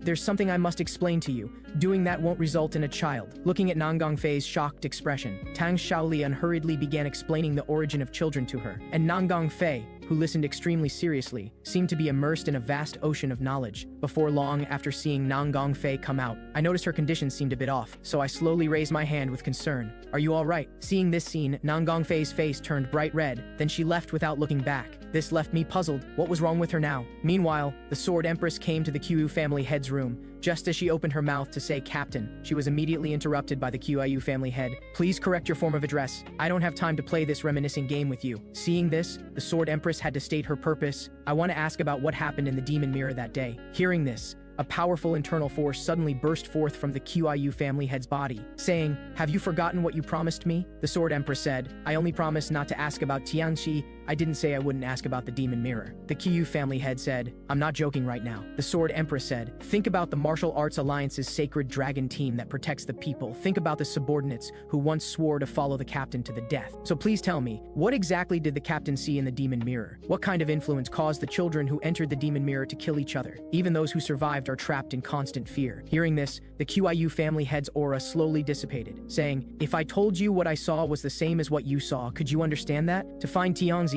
when I entered the Demon Mirror, I saw an extremely strange tree. Just one glance made it feel like impure chi had penetrated my entire body. That forbidden and oppressive feeling that couldn't be spoken of is still unforgettable. You felt it too, didn't you?" So everyone went mad from seeing the same thing. That day, besides you lying in the sickbed, all of us followed Sword Master's orders and entered the Demon Realm. At this point, the Sword Empress suddenly interrupted sharply, "You're clearly lying. When the Sacred Dragon team disbanded and Sword Master stepped down from the Alliance leader position, I never heard of such a thing. Sword Master only heard that in the Demon Realm, he could find a way to save his daughter's life. That's what the Alliance leader told me personally. It was all for his personal desire. How tragic that the world's greatest Sword Master would kneel for this. So everyone didn't sacrifice their lives for righteousness that day. They were just used by the Alliance leader's selfishness and lies." Seeing everything fully exposed, the Qiu family head, who already knew the truth, was at a loss for words, saying, "You should go back for today. Even if you continue asking, I have no way to answer you." The Sword Empress was filled with unwillingness. Then after saying she'd come again, she angrily left the room. However, the Qiu family head who remained knew very well. Sword Master's mental state seemed off at that time. It was like he was being bewitched by something. Time came to nightfall.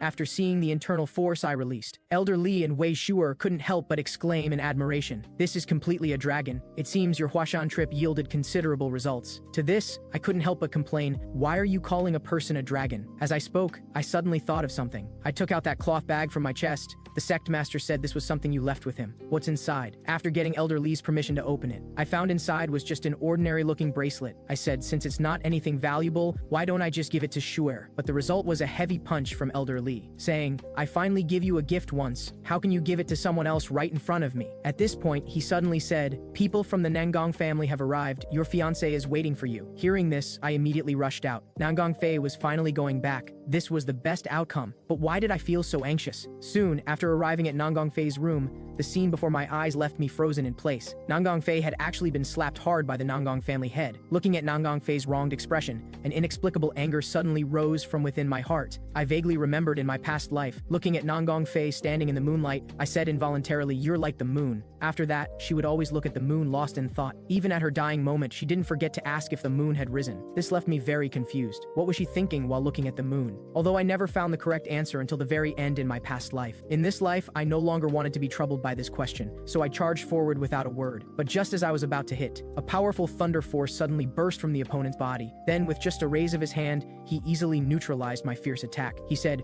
"Who are you? Why are you interfering in others' family matters?" Hearing this, I immediately understood everything. This person was the Nangong family head, Nangong Zhen. I immediately withdrew my internal force and introduced myself. "I'm your daughter's fiancé, Q Young Tian. May I ask what just happened?" Nangong Zhen said. "What's wrong with a father disciplining his child? And do you think it's right to attack an elder?" But I still said righteously, "Regardless, I cannot tolerate anyone laying hands on my fiancé." Seeing this, Nangong Zhen instantly flew into a rage. Then he activated his Thunder Force again, saying, "You do seem to have some talent, but you lack humility, exactly like your father." However, not only was I not suppressed by this aura, I even taunted. After all, I can't be like your son, having neither talent nor humility. No, wait. It's not a son now, it's a daughter, right? Upon these words, Nangong Zhen was about to strike. At this critical moment, a voice suddenly rang out. "It seems my son has caused trouble. He's still a child who doesn't understand. I'll discipline him properly later. I hope you can forgive him this once." With that, he shifted his gaze to me, and I understood and expressed my apology. However, as we were leaving, Nangong Zhen said, "This isn't something an apology can resolve." But seeing Qiu Zheyun's cold gaze, the unwilling Nangong Zhen could only forcefully hold back. At this moment, following behind father, I couldn't help but mutter, "I'm done for. Father will definitely punish me. Maybe he'll even kill me," as I mentally spiraled. Father's next words completely exceeded my expectations. "Well done. You taking action to protect your own people isn't a mistake." This made me doubt myself. Besides praising my martial arts progress, why would the person who never praised me suddenly praise me? Thinking of this, I couldn't help but recall a childhood scene. Back then, my sister was there. Mother was there too. The family was always harmonious and blissful, and father wasn't as serious as he is now. But all of this was ultimately just the past. Thinking of this, I suddenly said, "You previously agreed to give me the Taishan pill after I brought sister back, but I don't need it now. I hope you'll let me go underground to see." Qiu Zheyun said, "Why would you, who didn't want to go near that place after that day, suddenly want to go there?" I stammered in response, "I'm a member of the QIU family. I'll have to know eventually, won't I?" After pondering for a moment, father agreed while giving me a teasing look, saying,